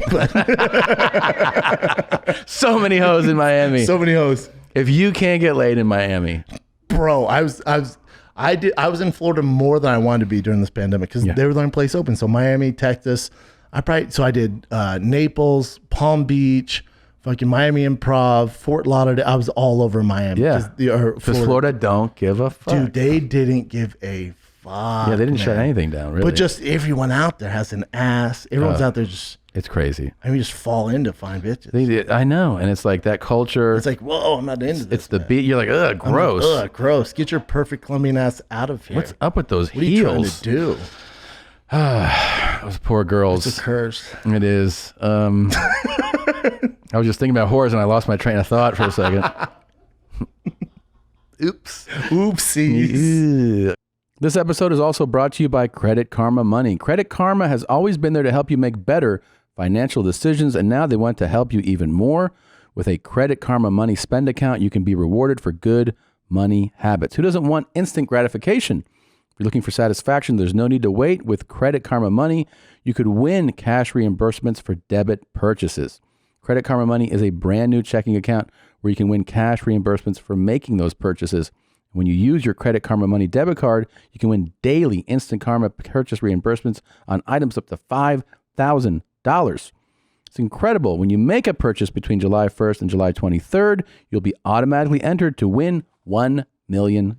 Right now, visit creditkarma.com/winmoney to open your free account and start winning instant karma. Go to creditkarma.com/winmoney to sign up for free and start winning instant karma. That's creditkarma.com/winmoney. Instant Karma is sponsored by Credit Karma. No purchase necessary. Exclusions and terms apply. See rules. Banking services provided by MVB Bank, Inc., member FDIC. Maximum balance and transfer limits apply. This episode is also brought to you by Black Rifle Coffee Company. Black Rifle Coffee Company is a veteran-owned coffee company serving premium coffee. Veteran CEO and founder Evan Hafer spent over 7 years on the ground overseas with U.S. Special Forces and as a CIA contractor. This summer, they invite you to enjoy your coffee. By that, they don't just mean the great taste of America's coffee, but the more places you drink it, the passion and adventure it fuels and inspires, and the entertainment they serve along the way. Whether you're brewing the perfect cup of pour-over before kicking ass at work or cracking a can of 300 on your next backcountry mission, BRCC is here to fuel your way wherever the summer takes you. They import high-quality coffee beans all over the world and roast 5 days a week.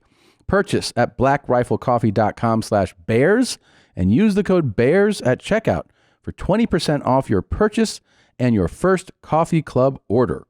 Fuel your summer with America's coffee, Black Rifle Coffee. How long is Bert gone for? He left in mid-April. God, dog. Yeah, and he's going to come back in about another month. Jesus Christ, you just have co-hosts. Yeah, we banked like a bunch. It just wasn't enough. Yeah. Isn't it obese? Because you're like, is he obese? Yeah, he's obese. No, sure. I know he's a beast. But I'm saying like, I'm sorry. Yeah, Say it again. when he called you and was like, hey man, obviously it's a big deal and you're not an asshole. So he's like, hey man, they're gonna make this feature film on my fucking life. Yeah, dude. yeah. My Russian bit. They're doing this movie. Yeah. Where you're just like, hell yeah, dude, I'll hold the fort down. Oh, 100%. Yeah. And I told him like we take care, we cover each other, and I was like, look, if you're gone for like 9 months, shows you're still the show. It's still just come here and that's dope. It's still yours, and you'll still get It's just a beast booking co-host, right? Yeah, of course. I had to deal with. Obviously, Callan was out for a hot second. Then what happened with him? Is there anything worse? Is there anything worse? It wasn't a movie that he was shooting, right? Yeah, he was shooting a movie in Africa. He's gone for a year and just came back. Okay, yeah. Good. My dad would do that. My dad has no idea. My dad, when I shot my special, my dad, and this used to be a bit, my dad goes, I shot the special, and he comes out the following week to see my kid. And we're walking, and I'm like, in my head, I'm like, how's he not asking about me shooting a fucking special? Yeah. He has no clue. And then we're walking, we're getting like Panda Express, some shit. And he goes, oh, I meant to ask you, how'd your speech go the other night? Your speech? Yeah. I was like, you know what? Fuck you, man. How about that? How about fuck you? But he has no idea. No idea. So when my brother got so frustrated because my brother went to lunch with him and my dad's friend, and his friend goes, your son's doing well. I see him. Like, what's he doing? My dad goes, he's like an influencer. He's like one of those Instagram influencers. My brother's like, oh my God, he's not. That's not what he is. Yeah. My dad just has no clue. But my dad, they're checked. My dad, we were talking on the phone, and this is like 2 months ago. And he goes, yeah, I see your post. I don't see Brian there. And I go, what? He goes, where's Brian? Did he quit? And I'm like, you have no clue what happened? He goes, no. I go, he's coming back, Dad. Maybe skip the details. What happened to Brian? What happened to Brian? Anyway, tell me about the weather again, Colorado. Yeah, let's go back to that. It's not as humid today, right? Yeah. You guys still wearing a mask out there? Oh, man. Yeah. Yeah, there's nothing worse. No, that's pretty bad. That's bad. Trying to find co-hosts. Trying to find co-hosts is that was tough with finding the kid, man. That was really, really tough. I bet. It was a stressful time in my life. Really? Sure. Yeah. But you ended up making it work because you ended up bringing in other people and you have a set crew, right? Yeah, set crew. Gave Chappelle a big platform, and he's ran with it, and he's headlining his own tours now. And that's awesome. He's a monster. That's what you want, man. Yeah, it worked out. People for that him. take the opportunity and run. 100%. Then Josh Wolf really helped me out. Joe Coy helped me out. They did what? They sat in, or they? Yeah, they sat in for multiple episodes. Like, really? Guys called me like, hey, anything you need, let us know, man. And they would show up. You know, I'll forever in debt to Josh Wolf. That's nice. Because a lot of guys like, wanted to stay away from your show. Mm-hmm. Really? Yeah, hurt my feelings. That's interesting. Why would they want to stay from you though? I think just because the kind of the overall like maybe optics of it, you know. Oh. Maybe they have demons in their closet and was just, I don't want to be associated with it. I think it probably, this whole year when like people getting shit for different reasons, canceled and whatever, it makes everybody think of like their own worst thing they've ever done. And then it probably puts them on like, I think so. You know, on their heels, like, like. Yeah. And then I think with that, obviously that stuff happened, the pandemic, people moving. It's like the days of all of us like at the store all at the same time. Those, you know, everyone's having a great time and we're all doing each other's podcasts. Like I was just talking to Tim Dillon about this the other day. We're both in Miami. And I was working for Showtime, that Floyd Logan fight. I got to ask you about that in a second. Yeah, we'll get to that. And then he was hosting the cryptocurrency stuff. Yeah, which is hilarious. Hilarious. The perfect person to do that. Dude, he roasted. He's so fucking funny. Yeah. You know Tim, right? Yeah, of He's course. the best. He's hilarious. He's blowing up, dude. Yeah. He's the best. But I was talking to Tim and we were talking about just the dynamics of like that kind of crew. And he's like, yeah, everyone's on islands now, man. Everyone's on islands. We're all doing our own thing. Yeah. Like those days of us all together doing, like everyone's on their own island. You got to take care of your own shit. You got to, but the cool thing is when we maintain this of like the, you know, like the brotherhood of like. Oh, dude, any major decision I make, I text you, Bert, Rogan, like. Yeah. I like that we all stay connected like that. And I have always, you know, I'll get burned out sometimes of comedy, but I don't get burned out of comedians. No, meaning like I can be like, I don't need to watch anyone do stand up. Yeah. But I love comics. I love the hang. Yeah, the hang, and I enjoy like those phone calls. Anybody being like, whether it's talking about business, whether it's talking about joke writing, I enjoy it. I love that thing that has naturally built over these years. I told you what, you know, you're my North Star, man. So when I was going to start my network, it's, you know, and you know better than anybody. Yeah, we talked about it. It's a lot that goes into it, man. It's a lot, yeah. And you know, everyone's telling me the best things about it. I'm like, yeah, I'll do it. And I'm like, fucking Tom's done it, dude. I'm gonna call Tom. Yeah. And I talk to somebody who's. We talked about the good and the bad, and yeah. And I mean, it's just a different animal. It's a different animal, yeah. Yeah. So I got to ask you about this. So I watched the Floyd Logan Paul, but you were there. Oh yeah, I was working. So, yeah. I was like the Logan Paul specialist because he's a buddy. He's a buddy of yours. Buddy. Big athletic kid. Big athletic kid. Here's what's crazy about that is, I don't think people understand, like Floyd, also we know he makes $1 jillion and does all this stuff, but that's his thing. So when Floyd does a pay-per-view, obviously Showtime is the cameras and produces it. When I say Floyd has to sign off on everything and he knows the camera angles, the walkouts, the song, from detailed to detailed, I've never seen anybody so detailed in my life, ever. Through any profession, when I sit in there and, you know, before the fight, we do, you know, the fighter meetings. When you see Floyd go, all right, this camera's gonna be here, this camera's gonna be trimmed, and then he's walking out 18 minutes after it, and you're just like, holy. It's on that point. Oh, for me to work that, he had to okay it. Really? Oh yeah. So everything, he signs off on everything. Every single thing. He's a businessman, like, dude.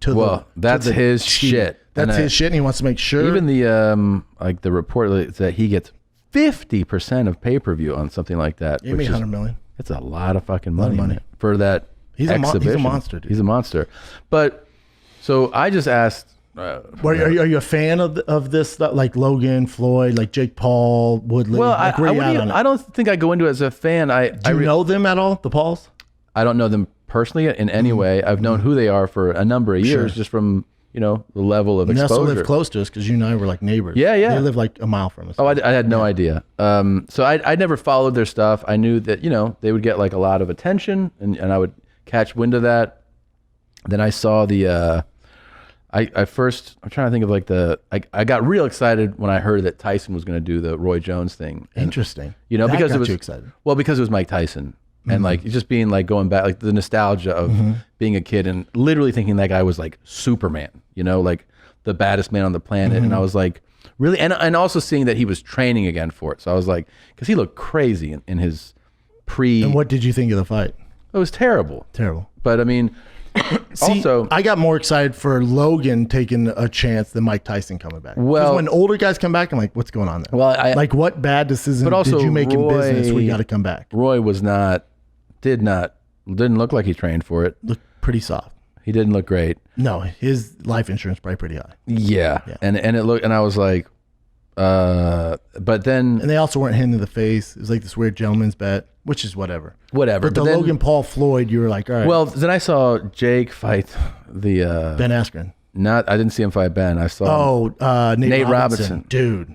and I Bro. from the little bit of boxing training that I'd had and going, I was like, this. It screamed to me, amateur energy of like From Nate.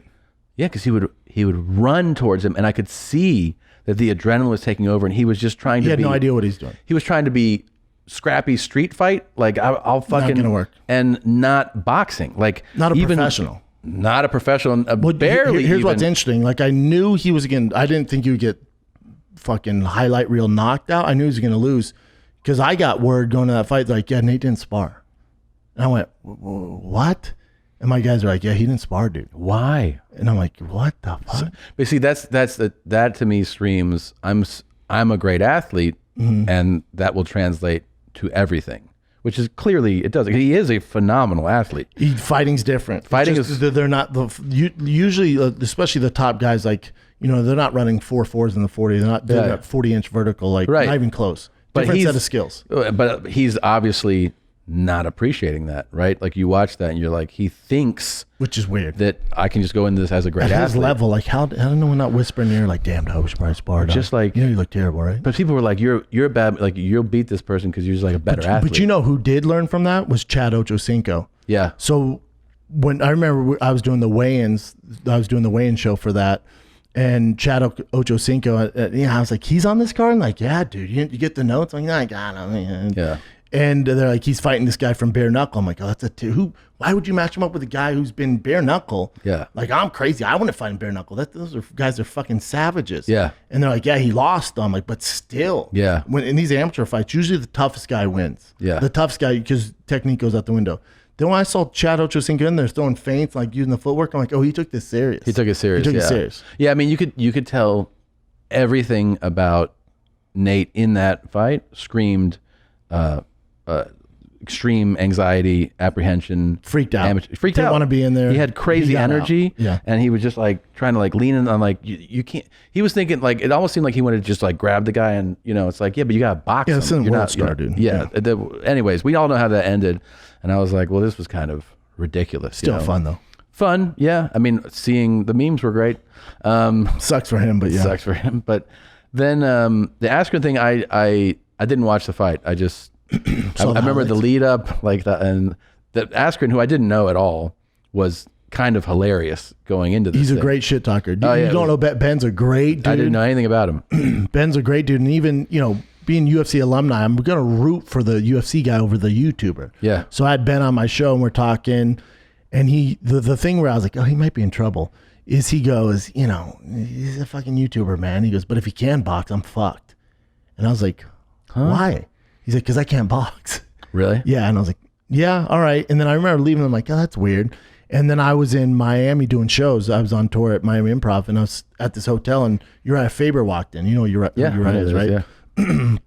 And Uriah goes, dude, I heard you, because me and Rogan are debating Ben versus Jake. Yeah. And I'm like, dude, but look at Ben's credentials. He's been with some monsters in this YouTuber. We don't know anything about him. And Rogan was the first one. He's like, dude, but you see the way he hit Nate like that? That was an accident, dude. Yeah. Like, there's something going on there. I was like, yeah, Joe. And he was like setting up and countering. Yeah, and and his footwork and his Yep. feints. And I was like, yeah, maybe, or just Nate's real shitty.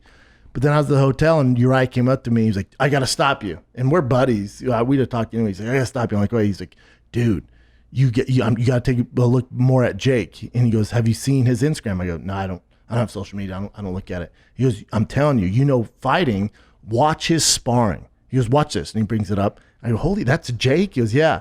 And just from his, like, you could be fighting guys that work at Starbucks, but just the way he's moving his feints and then his timing and speed, I was like, I looked at Uriah, I'm like, this kid can fucking fight, dude. Yeah. He's like, I'm telling you, man, the kid has skill. Yeah. And he's like, Ben's fucked. He's like, I don't want to say it out, but I'm telling you, he's gonna be in trouble. So I was like, he might be right.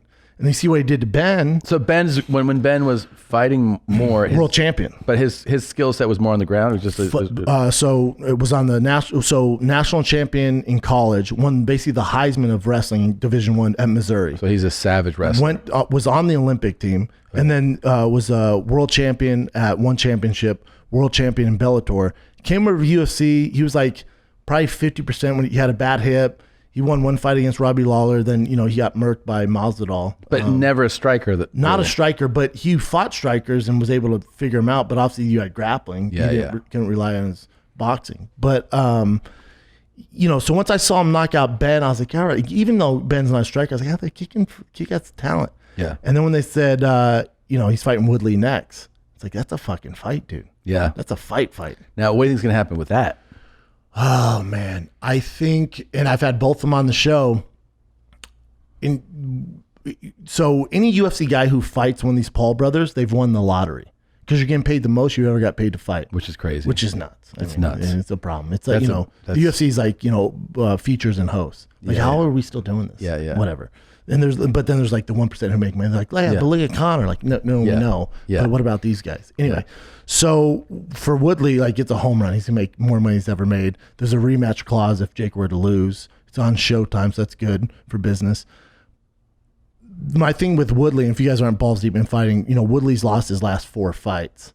Yeah. But he's been boxing since I think 2009 at Wild Card. Like he's Wild Card trained. So he's a Hall of Famer. Like Woodley can fucking fight. He can dude. box. But Woodley has, he's similar to me. Like while he was fighting, he was setting things up outside. Like, he has a music career. He has a fucking, he hosts a show on TMZ. He has his podcast. He has his vlog. Like he has all this other stuff going on. So it's like in the UFC, and he even says, he was like, I just wasn't checked in. So that fight comes down if Woodley wants to win or not. Gotcha. Like if he actually wants to fight, you have a fight in your hands. If he doesn't, Jake does have the capabilities to knock him out in the first round. Wow. That's what's crazy. That is crazy because he really does. I mean, I got to tell you, when I went to watch the Logan Paul Mayweather thing, I was like, all right, I want to see what this is, And I came out of it actually going like, I don't know, man. I have to say I tip my hat to Logan. That's where I'm at with it. Yeah, I really did. And I don't see how you can't though. Like you're a smart dude, so you tip your hat to it. But so there's this video. I know that I posted on mine, and I went in the back of the locker room with Logan, and I was talking to his dad before the fight because Dad was so like. I think Logan and Jake, they grew up with cameras in their face. So this main event and all these people watching, they don't give a fuck. It doesn't faze them. It doesn't faze them. So I went to his locker room. They're like, all right, Schaub, you're on in 10. It's going to be a live interview. Go back there. I'm like, all right, cool. And in my head, I'm like, God, this is going to be a shit show. They're going to be shitting his pants fighting Floyd Mayweather, the best pound-for-pound boxer of all time. Like, this kid's never won a fight. He's going to be shitting his pants. So I'm trying to think of things to say to him to calm him down. And I get back there, dude, they're playing literally yoga music. And he's just like he's getting ready to go on stage. Like, didn't give a fuck. And I go, dude, what's wrong with you? He goes, what do you mean? I go, you're not even nervous? He goes, nah, I'd lie to you and say I would on camera, but I feel nothing, dude. Like, I'm just going to go out there and have fun. I'm like, you're fighting Floyd Mayweather, dude. He's like, I know, crazy, right? And I go, dude, it's nuts. And I go, you're not nervous? He goes, no, I've already won, dude. He's like, I've already won. If he knocks me out, I'm a YouTuber. Who gives a fuck? Yeah. He's like, that's what I'm going into the ring with. Then his dad, I see nervous. His dad comes over to me. So I go, this is the advice I can give you. Your son's already won, and you never have to go through this again. He's going to make more money doing this. You guys never have to go through this again. And Floyd's a smaller guy. He's older. So your son's not going to get flatlined like Nate Robinson. Yeah. He might get hurt and stop, but he's going to be okay. You guys aren't going to go to the hospital tonight. He's going to be, trust me, Papa, he's going to be okay. And he's like, oh, thank you so much, man. I'm telling you, he's going to be fine. Yeah, you're thinking it's not like he's fighting Francis Ngannou. Or like if he's fighting like fucking. How fucking great. If he's fighting Deontay Wilder. I'll tell you what I would set up. Francis Ngannou or Deontay Wilder against Bert. I would tell Bert's parents, like, listen, he's going to leave here on a stretcher. It's going to be really bad. But he'll recover. If you can take out a policy where he can get one of those things where his eyes can look at the letters on a board and then the speaker will listen, say he's going to be eating out of a tube for the rest of his life. But it's going to be all good. It's gonna be all good. okay. He's never gonna do stand up again. But that's all, it's all good. He's never actually going to stand up. But he won't again. have to do this ever again. Yeah. Did you say he's never doing stand up again? No, he's never gonna be able to stand again. up. Yeah, He'll stand never- up. Like he's never gonna walk. He will lay down forever. But we're here. Those guys would literally could kill him. Oh, dude, nightmare. Yeah, nightmare. Ngannou seems like a nightmare person to fight. Big dude. Big fucking guy. Big dude. Yeah. Oh my god. And Deontay's punches are so He hits so hard. crazy. It's crazy. It's weird. Deontay was with Showtime forever, and I'd have to interview Deontay Wilder, and he's a passionate dude. And he speaks well, man. Yeah, It's fun to listen to. But he'll just be like, man, this fight is stupendous. I'm like, it's not a word, but we're just gonna keep powering through this because you're from Alabama. Alabama, yeah. And that might work there, and I don't want to be called racist, so we're gonna power through this. Yeah, okay, stupendous. Yeah, the stupendous. Like, yeah, no doubt, dog. Well, you heard it here first. Deontay Wilder, stupendous. Yeah, you guys all got hit a lot, man. Yeah, you got this, man. Yeah, you're fine. Say whatever you want to say. So yeah, I guess that whole thing is gonna. I mean, it feels like it's gonna keep growing. I don't know if it keeps going. I was No? having this conversation with It's too much. You always gotta follow the money, though. You gotta follow, and that's why Showtime's involved with it. Of course. I think it goes as far as Jake. Really, Jake. If Jake were to lose to Woodley, they'll do the rematch. If he were to lose both times, I don't know if it sticks around. But then there's gonna be somebody else who goes. I don't "Me think so. too." Really, no one else. It depends how it ends for them. Depends. Because it feels like If Jake's like in a fucking the parallel. neck brace, Well, yeah. the other YouTubers are like, oh fuck The this. stand-up parallel is, actors and stuff. A show, whatever. They're not at the height of their acting fame, and then they go, "I'm gonna start doing stand-up." And you see them on the calendars. Like you're like, this guy's not a stand-up, but he found a way. And it feels like this is like that equivalent of like, you're not a pro, you're not a boxer or a fighter, but they're like, yeah, but I could get people to pay to watch me for do a this. short while. Yeah, for a short while. The difference with them, it's like those actors, like they're not grinding with us on the road. Like No. they're just doing it to cover their fucking Malibu house. Yes. You know, like that's why Yes. they're doing it. They're Yes. not doing it because they love stand up. Jake and Logan love boxing. They do love They it. fucking love it, and they've dedicated their lives to it. So it's like, all right, there might be something here. They got to keep winning. And they're doing that all while continuing to do, I guess, what they do on YouTube or no? Because not really. Like Jake could do a little bit, but they're not doing like their vlogs. We're doing all that wild not. shit. And this, again, you don't know Logan, but again, smart kid, man. None of this stuff is by accident. Like Logan's a smart fucking dude. Yeah, So 26 and doing what he's doing. 26. So, he's made some mistakes, no doubt. And I don't defend his mistakes, but, he was like, no one was taking him serious because he was doing these vlogs at this real like young crowd. And then he was like, I'm gonna start a podcast because like I want to talk so people actually get to know me instead of just these, this character I do on YouTube. So he started that podcast, Impulsive. It's one of the biggest podcasts in the world. And now I think a lot of people are like, oh shit, he's not an idiot. Right. Oh, this is a normal dude. Right. That's why he did it. Well, that's And then he also, obviously he's getting compensated for that, so he doesn't have to do all this crazy wild shit when he's Right. in a forest in Japan and shit, right. Well, smart move. Yeah. But with him, but then I'll make last point, and then we can get off fucking Logan it's all Paul's good. nuts. When I saw him before the fight, talked to him, and I said, for you just to not get knocked down in 4 rounds is a win, dude. Here, like going into this, I want you to know, like if you can last 4 rounds, the best of all time with your experience. This is a win, Bubba. Did you think, because I've heard people say this, and I'm like, I don't know if that's exactly what we're looking at, but people go like, Floyd knocked him out and then carried him. And so I'm like, he wasn't knocked out. I'm telling you, I like, if that camera's the ring, my seat was closer.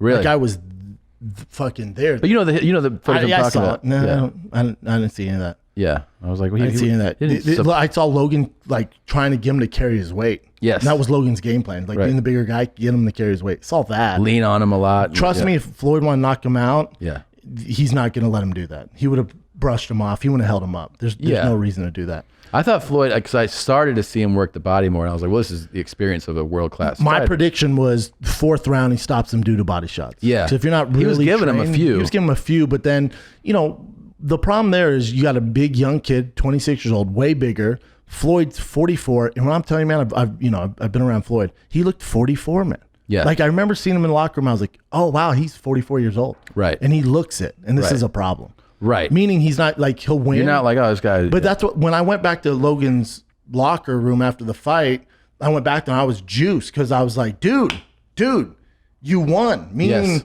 you didn't get knocked out. Right. You didn't win the fight. If they wanted to judge a scorecard, Yeah. you lost the fight. Yeah. I'm not talking about that. I'm talking about you with your experience. It's a win. Going 8 rounds. I go, bro, you win. Be excited. Like, Yeah. you guys should be fucking thrilled Yeah. that your son's not fucking broke his neck out there. Yeah. Like 8 rounds, the best all time. He's never won a fight. He only has 2 fights. You still know your name, you know your birthday and You're all everything. good, It's fucking baby. crazy. Yeah, dog. Yeah. No, that's great. So that's what I was excited for. I'm like, this is best case scenario for you. I mean, unless you knocked him out, but that's not happening. But this is great. How many jobs do you have, dude? Well, I think Showtime probably like me to work like real boxing fights and Yeah. like Bellator and other organizations have asked can't. me. It's not. I have no interest in doing it. Okay. I like the kind of the shit show, like the fun of the Logan and Jake stuff, and I'll work the Jake stuff for Showtime.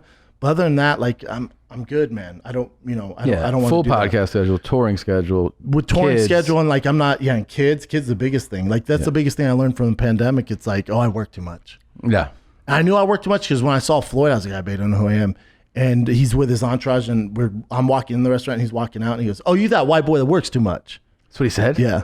He's like, "I see you everywhere, man. You that white boy who works too much." And I was like, "Yeah, I got a problem." Yeah, it feels Floyd good. says that. It feels good. You know who I am, but also I got a problem. But in the pandemic, I told my agent, I'm like, "Hey, no more 3-4 weekend tour dates.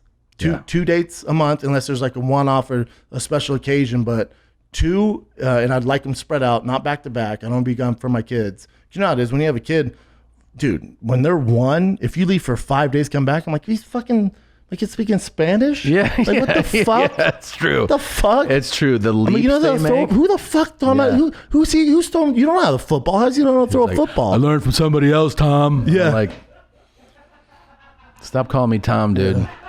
Tigers all. Uncle Dave was around. I'm like, we don't have an Uncle Dave. Who's that What's guy? up, dog? What's up where's Dave at? Where's Dave at now? Don't worry about it, Tom. Yeah, but it's just like I don't want to miss that shit, man. No, for anything. It is the best. And yeah, you do, like, you come home and it's a new thing. The best. Yeah, you miss. It's also, especially, obviously pandemic, LA was shut down, but now LA's open up. I'll start doing some spots, but I'm not doing spots like I used to. I was doing Monday through Thursday, then on the road Thursday through Saturday, Sunday off. I was doing too much, but You're also, you're that white boy that works too much, man. I'm the white boy that works too much. You right, Floyd? You right, dog? Yeah. You right, dog?